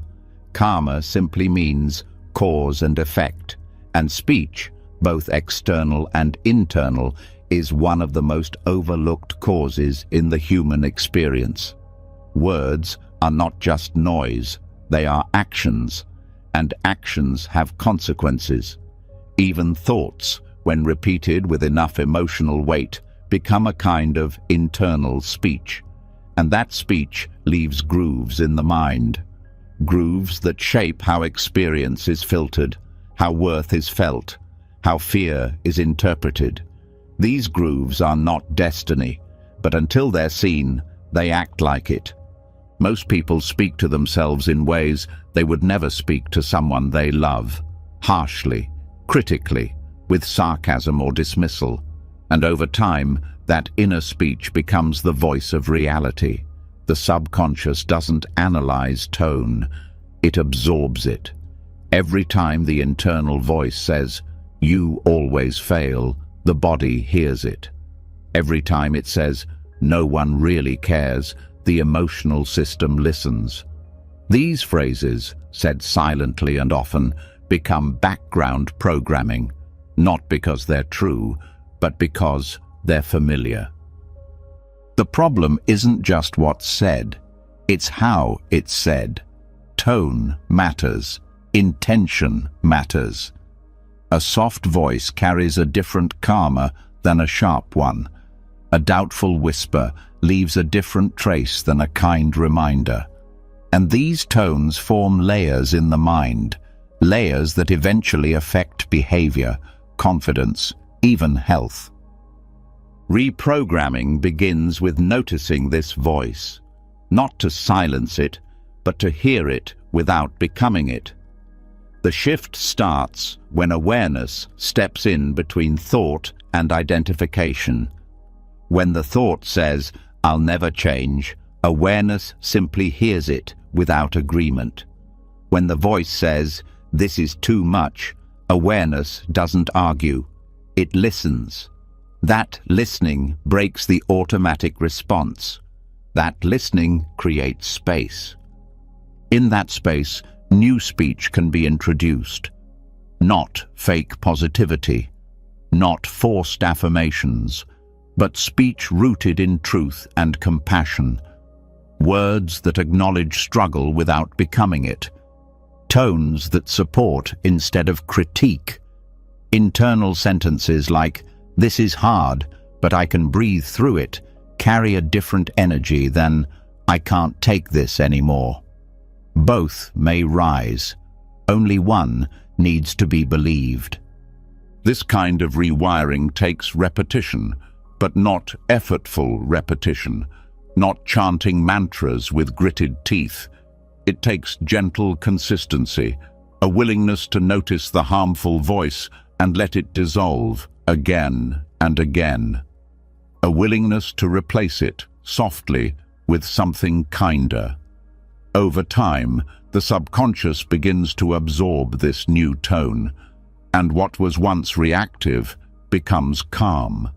What was once self-punishing becomes self-trusting. Even external speech reflects this change. The more the internal voice softens, the more external communication shifts. Not because you're trying to sound different, but because you feel different. Words become slower, less defensive, more curious. Listening improves, conflict softens, the need to prove dissolves, because the inner dialogue is no longer a battleground. And when you speak differently to others, the external karma changes too. Words uplift or depress. They connect or divide. They create momentum or resistance. Every conversation plants seeds. And when those seeds are planted with awareness, they grow into relationships that reflect peace, not performance. But it all starts inside. Most of the inner voice is inherited from parents, from school, from culture, from early experiences that taught the nervous system how to protect itself with thought. The mind repeats these voices not because they're helpful, but because they feel like home, even if that home is painful. Recognition breaks the spell. The moment you hear the voice as a pattern, not a person, you gain the freedom to choose something else. And that choice doesn't need to be loud. It can be as small as noticing a harsh thought and replacing it with silence, or saying gently, "That's not true anymore," or even just breathing and letting the voice float by without comment. This isn't denial, it's discernment, because not every thought deserves a microphone, not every fear needs narration, not every memory needs a moral. Over time, the body begins to respond. Muscle tension eases, the breath slows, the chest opens, because the internal voice is no longer a threat. It becomes a companion, a quiet presence instead of a judge. Sleep becomes deeper, waking becomes lighter, emotional pain becomes easier to hold, because the voice holding it has changed. Even dreams begin to shift. The subconscious starts to reflect the new tone. You stop waking with dread. You stop carrying yesterday's criticism into today's decisions. You begin to hear the new voice before the old one finishes speaking. This is the subtle power of karmic speech. It shapes your world from the inside out. The Buddha taught that right speech isn't just what you say to others, it's what you say to yourself. It's how the mind communicates with its own layers. And when speech becomes aligned with awareness, with care, with truth, karma shifts. This doesn't mean the inner critic disappears. It means it stops leading. It means the wiser voice, the one that sees clearly, holds gently, and speaks only what's needed, becomes louder, not in volume, but in presence. This voice doesn't rush. It doesn't dramatize. It doesn't try to fix you. It simply reminds you of what's true, of what's steady, of what's already whole beneath the noise. And this voice can be trained through meditation, through reflection, through repetition in sleep states. The brain is always listening, and when it hears a kinder rhythm, it starts to change the music of the mind. That change is slow, It's quiet, but it's lasting. It shows up when you wake up and the first thought isn't dread, but calm. It shows up when you fail and the voice doesn't punish. It reassures. It shows up when you speak and your words carry clarity instead of defense. That's when you know the karma is shifting. Not because you've added anything fake, but because you've stopped repeating what no longer serves. So tonight, as you drift into rest, let the internal voice soften. Let the words slow. Let the sentences become fewer. You don't need to solve anything right now. You don't need to correct yourself. Just listen. And where there is silence, let that silence speak in kindness. Let it shape what comes next. And as the voice within softens, no longer tearing down, no longer gripping tightly to old scripts, what starts to rise in the silence isn't just relief, it's memory. Emotional layers long buried, fragments that never found closure, pain that never got to finish unfolding. But this time, it doesn't come with panic. It arrives quietly, curiously, like something waiting to be seen clearly for the first time. The internal voice is no longer interrupting, and so the deeper material finally speaks. Not to hurt, not to rewind, but to be transformed. And this is where the most powerful alchemy begins. Not the escape from suffering, but the turning of suffering into fuel. This is the lesson of the lotus in the mud. In Buddhist imagery, the lotus flower is more than beautiful. It's a symbol of transformation. Because it doesn't bloom in clean water, it grows from mud. Thick, dark, nutrient-rich mud. Its roots are hidden in what most would call unworthy, unclean, impure. And yet the blossom is untouched by the dirt it rises from. That's not coincidence. It's metaphor for the mind, for life, for suffering itself. The lotus grows not in spite of the mud, but because of it. The very conditions that seem unspiritual, undesired, heavy, those are the conditions that feed the flower. And this isn't just poetic, it's practical, because every mind holds its own version of mud: regret, anger, shame, fear, loneliness, old stories, old grief, patterns that seem like burdens but under the right conditions become seeds for awakening. The mistake most people make is trying to get rid of the mud, suppress it, hide it, transcend it. But in Buddhist practice, the mud is not your enemy. It's the starting point. It's the teacher. It's the raw material that, when touched with awareness, becomes the very thing that helps you grow. This transformation doesn't happen through effort. It happens through relationship. The way you relate to pain determines what it becomes. If you resist it, it hardens. If you cling to it, it grows heavier. But if you hold it gently, with attention but not identification, it starts to soften.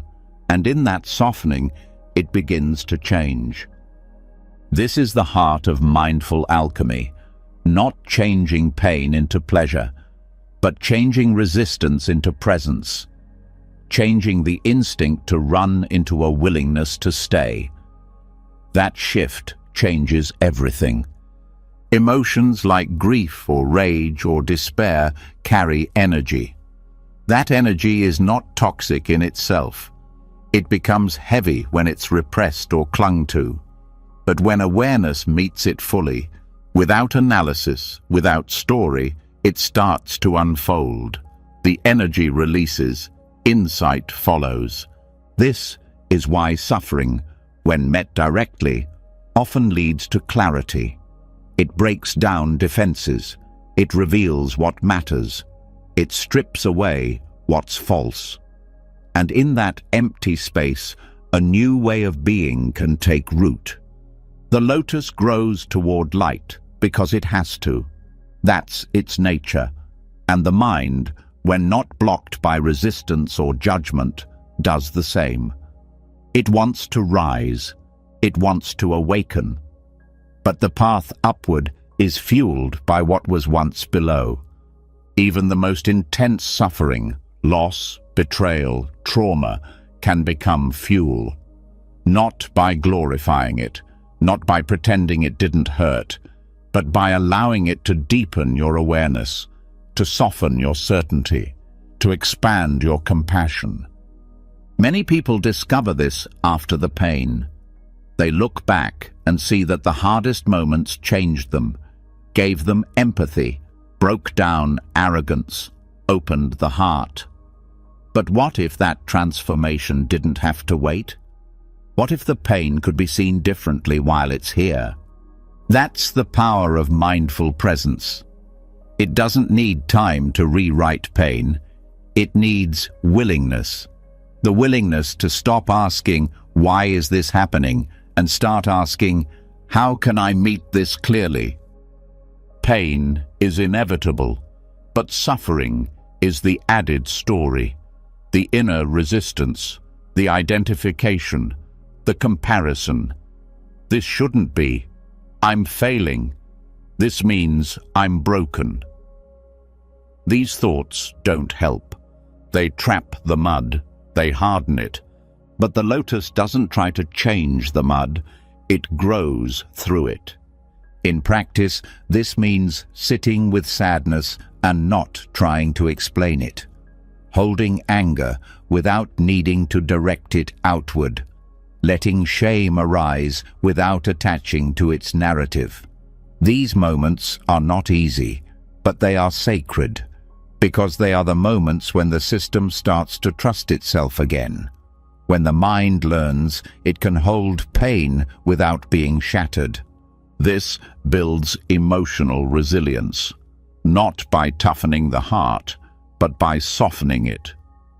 You become strong not because you suppress emotion, but because you can feel it without drowning. That capacity grows each time pain is met with attention instead of reaction. Over time, the mud becomes less frightening. You stop fearing dark moods. You stop avoiding uncomfortable truths because you've seen again and again that they pass, that they bring wisdom, that they contain hidden roots of growth. This also changes how you relate to others. You stop needing people to be perfect. You stop judging their mess because you've sat with your own. And that sitting taught you that beneath every outburst is a wound. Beneath every defense is a fear. And beneath every fear is the longing to be free. That understanding creates compassion, not sentimental kindness, but grounded empathy. The kind that sees someone's mud and knows there's a flower waiting to grow. Even dreams begin to shift. The more your waking mind stops resisting emotional pain, the more the subconscious reflects that. Nightmares turn into messages. Recurring symbols lose their edge. The inner world becomes less reactive, more revealing, because it's no longer hiding what you've already learned to face. This shift is subtle. It doesn't always look like progress. Sometimes it looks like stillness, like sitting with an ache and not moving away, like waking up with sadness and not needing to fix it. That stillness is growth, because it means the mud is no longer being feared, it's being felt. And when it's felt fully, it changes shape. Not into joy, not into bliss, into something more real. Presence, depth, truth. You begin to move through life with less performance, more honesty, less armor, more breath. You start to live from the root instead of the reaction. And that's when the lotus opens. Not because the mud disappeared, but because you stopped believing the mud meant something was wrong. So tonight, as the quiet grows deeper and the mind begins to let go, let the mud be here. Let the old emotions rise without panic. Let the memories pass without meaning. Let the pain show itself without needing to be chased or cured. It's not the enemy, it's the soil, it's the source. Let it feed what's coming next. And now we continue, and as the mind finally begins to accept the mud for what it is, not a flaw, not a failure, but the starting point for something profound, what once felt like a burden becomes a kind of nourishment. Not all at once, not as an epiphany, but as a quiet shift in how suffering is held. No longer avoided, no longer clung to, pain becomes part of the unfolding, and that unfolding reveals something even deeper, something hiding in the structure beneath every emotion, every memory, every expectation. The hidden framework that keeps the loop of suffering alive. Time. Not the kind on a clock, not the passing of days, but mental time. The idea of past and future as real, solid things. The belief that yesterday is something we carry and tomorrow is something we owe. This illusion isn't just a concept, it's a trap. And what keeps trauma and anxiety alive is not the event, it's the time framework the mind uses to hold it. In both Zen and Theravada Buddhism, the illusion of linear time is seen as one of the most subtle but powerful obstacles to freedom, because it gives the mind a story to live inside, a before and an after, a what happened and a what could happen, and in that split, presence disappears. The past, in memory, becomes a weight. Not because it's still happening, but because it's still being repeated. Not consciously, automatically, through thoughts, feelings, reactions that trace back to moments that no longer exist. The mind pulls them forward, overlays them on now, and treats them as current. This is how trauma lives on, not in the body alone, but in the mind's time structure. The future, on the other hand, becomes pressure. Endless what-ifs, imagined failures, plans upon plans that never settle. And this anxiety becomes real, not because it's true, but because the mind believes in tomorrow as something it must prepare for at all times. Both are illusions, not because nothing ever happened or will happen, but because neither the past nor the future exists as experience. Only thought, only mental projections. This isn't philosophy, it's medicine. When the mind begins to feel the illusion of time directly, not just think about it, but see through it, something releases. The nervous system begins to relax, the breath deepens, not because everything is resolved, but because the framework that held the pressure starts to dissolve. The present moment in Buddhism is not a cliché. It's the only real point of contact, not a second on a watch, but the direct knowing of experience right now. The sensation, the breath, the awareness. Everything else is memory or imagination. And when the mind lives outside the now, suffering increases, because it's trying to manage something it can't touch. You can't touch yesterday. You can't touch tomorrow. You can only imagine them. And yet the body reacts to them as if they are here. This is why fear arises before anything happens, why grief lingers long after the moment passes, why shame repeats itself for years. Because the mind believes in the line of time, and the body follows. Theravada teachings point to this directly. Everything arises and passes moment by moment. There is no stable thing continuing through time, not in thought, not in identity. Even the mind is not a river. It's a series of drops, each one fresh, each one fading. When this is seen clearly, the need to fix the past or prepare the future softens. Zen cuts even sharper. It doesn't explain, it points. When asked about time, a Zen master doesn't give theory. He asks, "Show me your past. Where is it?" Or says, "Drink tea." Because the teaching isn't in the words, it's in the cut. The moment you leave the now, the practice stops, the illusion begins. Zen trains the mind not to destroy time, but to stop believing in it, to move with life without adding narrative, to walk without dragging memory behind or chasing future versions of self. This shift is subtle but practical. It changes how you wake up, how you work, how you relate. No longer projecting into what might happen, you deal with what's here. No longer reacting to what already passed, you meet what's now. Even regret begins to feel different. It loses its grip, not because you ignore it, because you stop living in it. It's seen as a thought, not a sentence, a shadow, not a truth. The same with fear. Most fear is about what hasn't happened. The body braces for a future it can't see.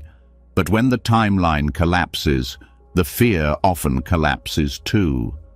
Because in this breath, right now, there is space, there is calm, and the body begins to trust that. This doesn't mean you forget your story. It means you stop becoming your story every time you think it. Sleep becomes deeper when this insight lands, because much of restlessness at night is about time, the future you're not ready for, the past you can't forget, thoughts spinning. But when the mind is reminded that none of that is here now, the system releases. Not always instantly, but with practice the body learns. There is no tiger, no deadline, no replay, just presence, just stillness.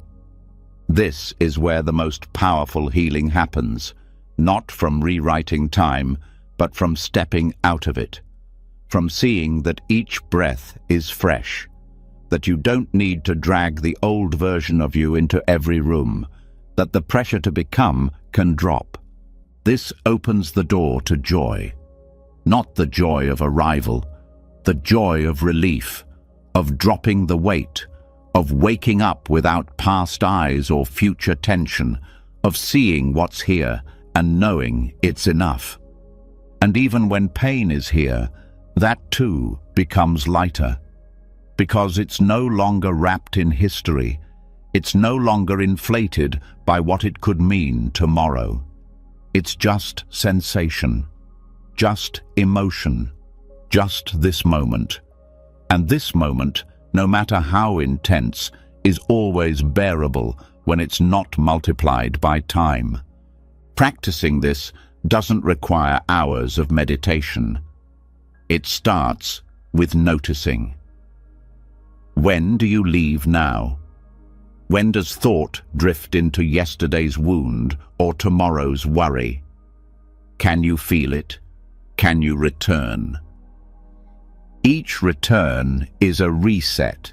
Each time you feel the breath, hear the sound, notice the body, you've dropped out of time. You've returned to what's real. And when this becomes a rhythm, life shifts. You stop rushing, you stop rehearsing. You begin to meet each moment like a guest, not a problem. That meeting becomes your new home. And in that home, you're no longer ruled by what was or what might be. You're here, fully, freely, finally. So tonight, let the future go dark. Let the past go quiet. Let the breath be the only thing you follow. Nothing else is needed. Nothing else is real. You are not behind. You are not ahead. You are here. And now, we continue. And as the concept of time begins to collapse, not in a rush of thought, but in a deep slowing down of attention, something becomes startlingly clear. The mind that was always running forward or reaching backward now begins to rest in the only place it can ever truly be. And in that rest, one sees what has been hiding beneath the motion all along, a kind of hunger, not for food, not even for love in the ordinary sense, but for something less defined, a need to feel full, safe, seen, whole. That need keeps shaping behavior without asking permission, and even when time has dropped away, the pull still lingers. What is it? This is where Buddhist psychology offers one of its most haunting metaphors, the hungry ghost realm. In Buddhist cosmology, it's not a physical place. It's a state of being, a realm inhabited by beings with enormous stomachs and tiny mouths, always starving, always reaching, never satisfied. Their suffering isn't because food doesn't exist. It's because they can never get enough of it. Their craving distorts their capacity to receive. This metaphor, though ancient, has become one of the most accurate reflections of modern life, because many live as hungry ghosts without knowing it, not in supernatural realms, but in the realm of endless scrolling, constant comparing, chasing more followers, more likes, more things, more validation. But no matter how much comes in, the emptiness doesn't fill, because the mouth is too small, because the craving has rewired the nervous system to expect more than it can ever actually use. And this is not a judgment. This is a reflection. Because the hungry ghost isn't evil. It's wounded. It's misunderstood.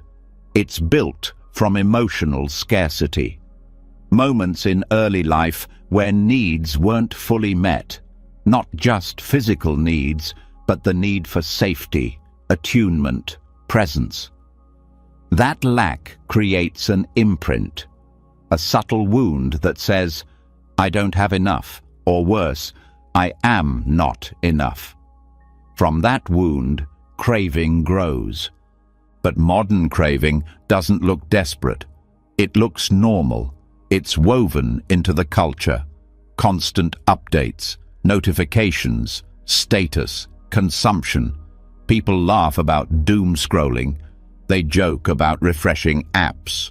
But underneath the humor is a nervous system that no longer knows how to rest. This is the hungry ghost in disguise, the ache that keeps checking the phone, not because there's something to see, but because something inside feels unfed. The mind doesn't need more data. The body doesn't need more caffeine. The heart doesn't need more digital attention. But the wound has been layered over with stimulation. And stimulation becomes a substitute for nourishment. The tricky part is that it works, briefly. The scroll gives a hit of novelty. The like gives a flicker of importance. The purchase gives a moment of control. But the relief never lasts. Because it wasn't feeding the root, it was feeding the craving. This is what the hungry ghost realm teaches so powerfully, that suffering comes not just from not having, but from the inability to receive, from the distortion of the channel, from the small mouth, not the big world. And that distortion can be rewired, not by resisting craving, not by punishing it, but by bringing awareness to it in a new way, noticing what drives the reach, sitting with what rises before the scroll, listening to the feeling that precedes the habit. That moment between urge and action is where healing begins. Because the craving is not wrong. It's a signal. It says something inside is aching, not for distraction, not for noise, but for presence, for connection, for enoughness. When that signal is seen clearly, the urge loses power, not because it disappears, but because it's no longer mistaken for truth. The craving isn't who you are. It's what the nervous system learned to do to feel safe. And it's possible to teach it something else, to pause instead of grab, to breathe instead of refresh, to feel instead of scroll. This doesn't mean you'll never reach again. It means the reach will no longer define your worth. And in that shift, the subconscious begins to reprogram itself.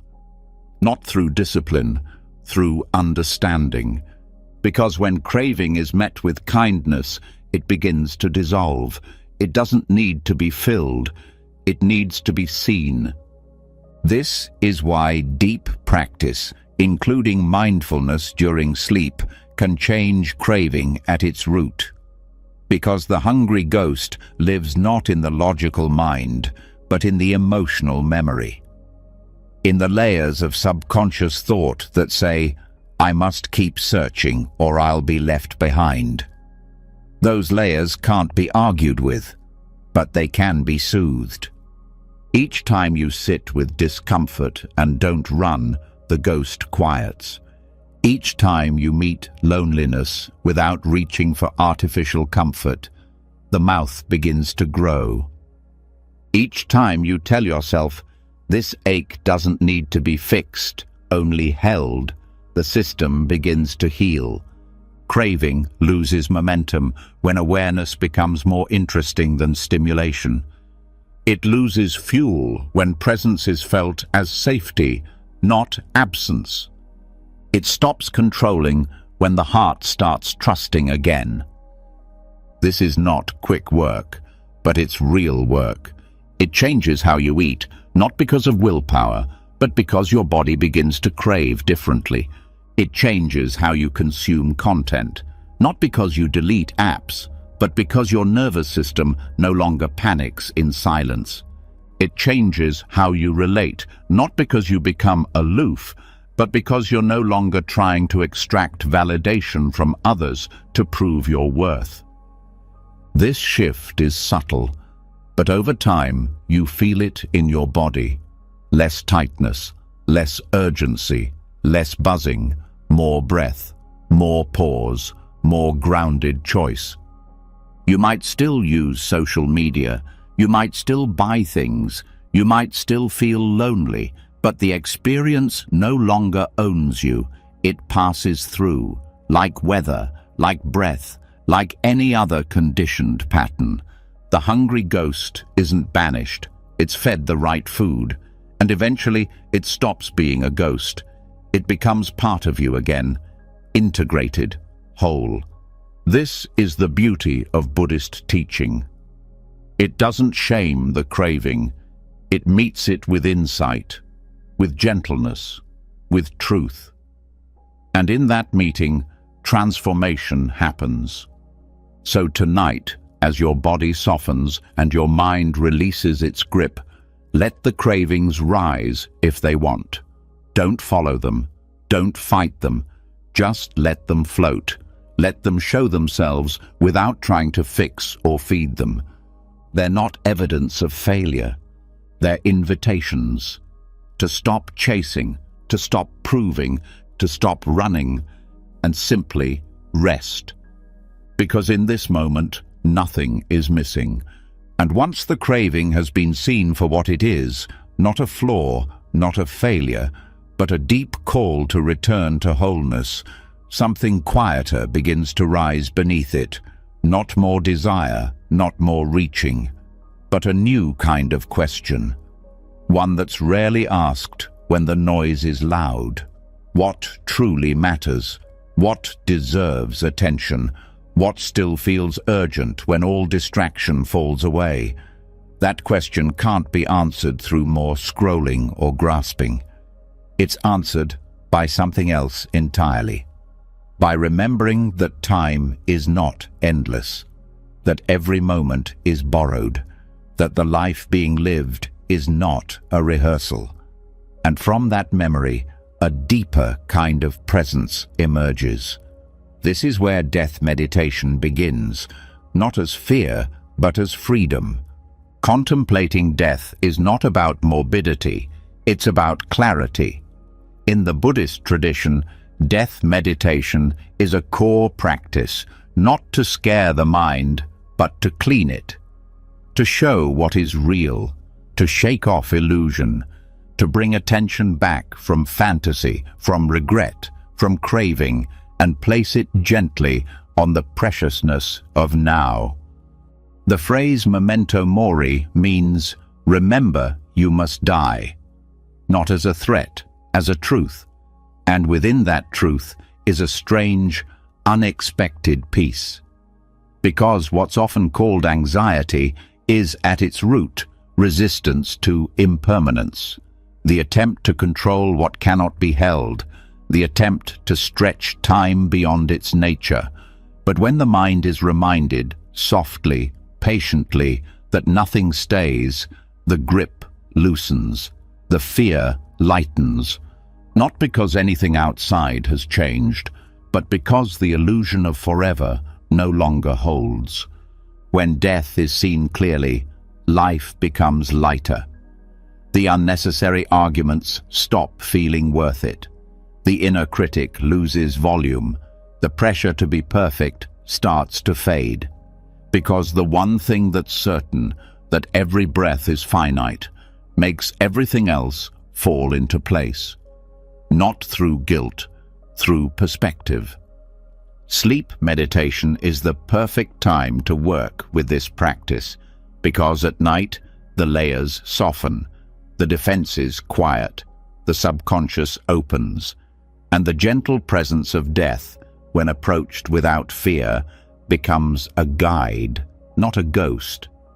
It starts to rewire the emotional brain, not to obsess over endings, but to release what no longer serves, to make space for what actually matters.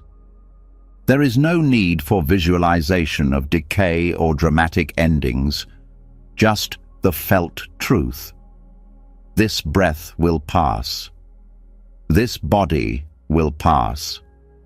These thoughts will pass. Everything will pass. And in that passing, something is revealed, something still, something timeless, something untouched by the rush. This is not nihilism. This is intimacy with life, because only in remembering death do we truly meet life. Only then does the smile matter more than the schedule, the breath more than the checklist, the kindness more than the opinion. In Buddhist monastic practice, monks often chant the 5 remembrances. One of them states, "I am of the nature to die. There is no way to escape death." This is not recited to provoke dread. It's recited to create freedom. When there's no way to escape, the fight to control stops. And when the fight stops, peace enters. Peace isn't found in avoiding death. It's found in not needing to fear it anymore. That fear, which lives quietly in the background of modern life, drains the body. It feeds anxiety. It powers avoidance. But when death is no longer hidden, it loses its sting. It becomes a compass. The subconscious holds many false assumptions, that there will always be more time, that someday everything will be aligned, that discomfort can be endlessly postponed. These assumptions create pressure. They keep the mind on edge. But when death becomes part of daily reflection, even gently, the subconscious begins to reprioritize. It starts to value presence over perfection, gratitude over possession, stillness over busyness. This doesn't lead to passivity. It leads to alignment. You start to act not out of habit, but out of meaning. You stop waiting for the right moment and start living the one you're in. You stop saying later and start saying now. Even relationships begin to shift. The need to win the argument fades. The desire to be right weakens. What rises instead is tenderness, a desire to leave things in peace, a refusal to waste time on resentment, because the clock is always moving, and nothing guarantees another chance to forgive. Death meditation also changes how suffering is held. Because when everything is seen as temporary, even pain becomes manageable. You stop asking, "When will this end?" and begin saying, "This too is passing." That shift turns resistance into presence. It doesn't numb the pain, it softens the fight. Sleep becomes sacred in this context. No longer just recovery, but surrender. A little death each night, a letting go. And when death meditation is introduced during this transition, it teaches the body to rest without clinging, to drift without fear, to lie down not just physically but mentally, to release the day with love, not regret. And in that release, the deepest programming begins to shift, because the mind learns that letting go is not failure, that endings are not punishments, that impermanence is not loss, it's space, and in that space, life returns, fresh, real, unburdened. This is why ancient teachers didn't avoid death. They sat with it. They walked in graveyards. They meditated among ashes, not to dwell in sadness, but to wake up, to shake free from illusion, to remember that each moment is both fleeting and full. The lotus blooms not because it will last forever, but because it doesn't. And when that truth is held, the striving quiets, the craving softens, the fear lifts. You don't stop living, you start. So tonight, as you close your eyes, let the idea of death sit beside you, not as a shadow, but as a friend. A reminder that nothing is promised and everything is precious. Let each breath be a gift you didn't have to earn. Let each heartbeat be enough. Let each thought rise and fall without needing to hold it. There is nothing to chase, nothing to fix, nothing to fear. Just this moment, just this life, just this breath. And now we continue. And once death is no longer hidden, once it's brought close, seen not as something distant, but as the silent context behind every breath, clarity rises. A calm that doesn't come from denial, but from contact. A kind of stillness that begins to rearrange priorities at the root level. Because when the mind fully accepts that nothing is permanent, everything begins to matter differently. Suffering softens. Joy deepens. Time stretches out, not in duration, but in depth. And from that space, a question begins to form.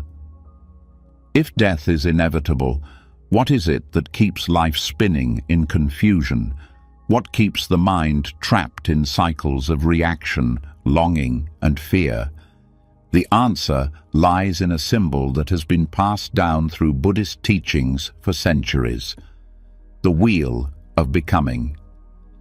The Bhava Chakra, often called the Wheel of Life, is not just a religious image, it's a psychological map, a mirror of how consciousness functions when it forgets itself, when it moves through automatic loops without awareness.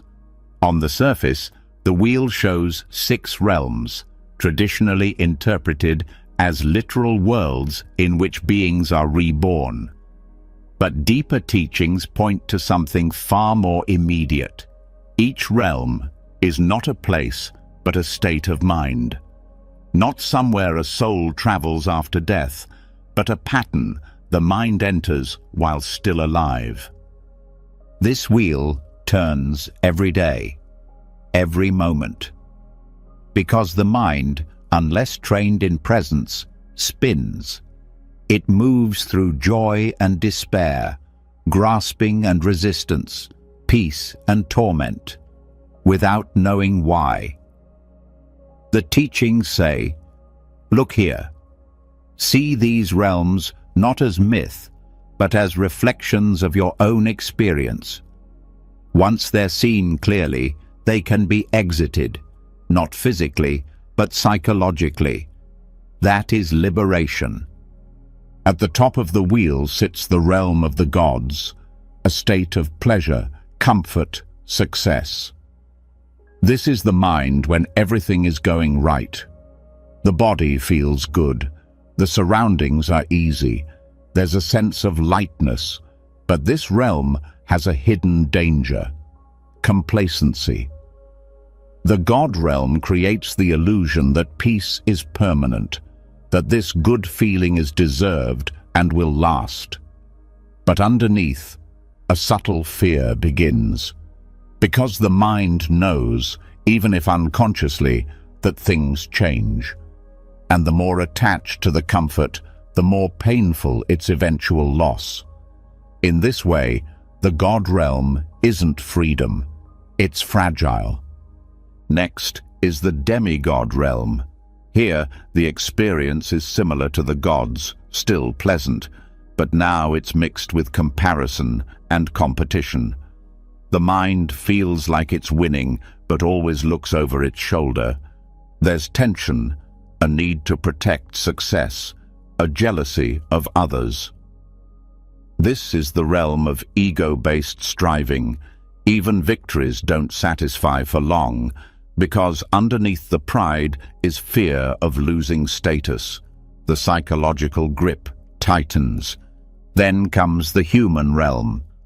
This is considered the most balanced, not because it's the happiest, but because it holds both joy and pain.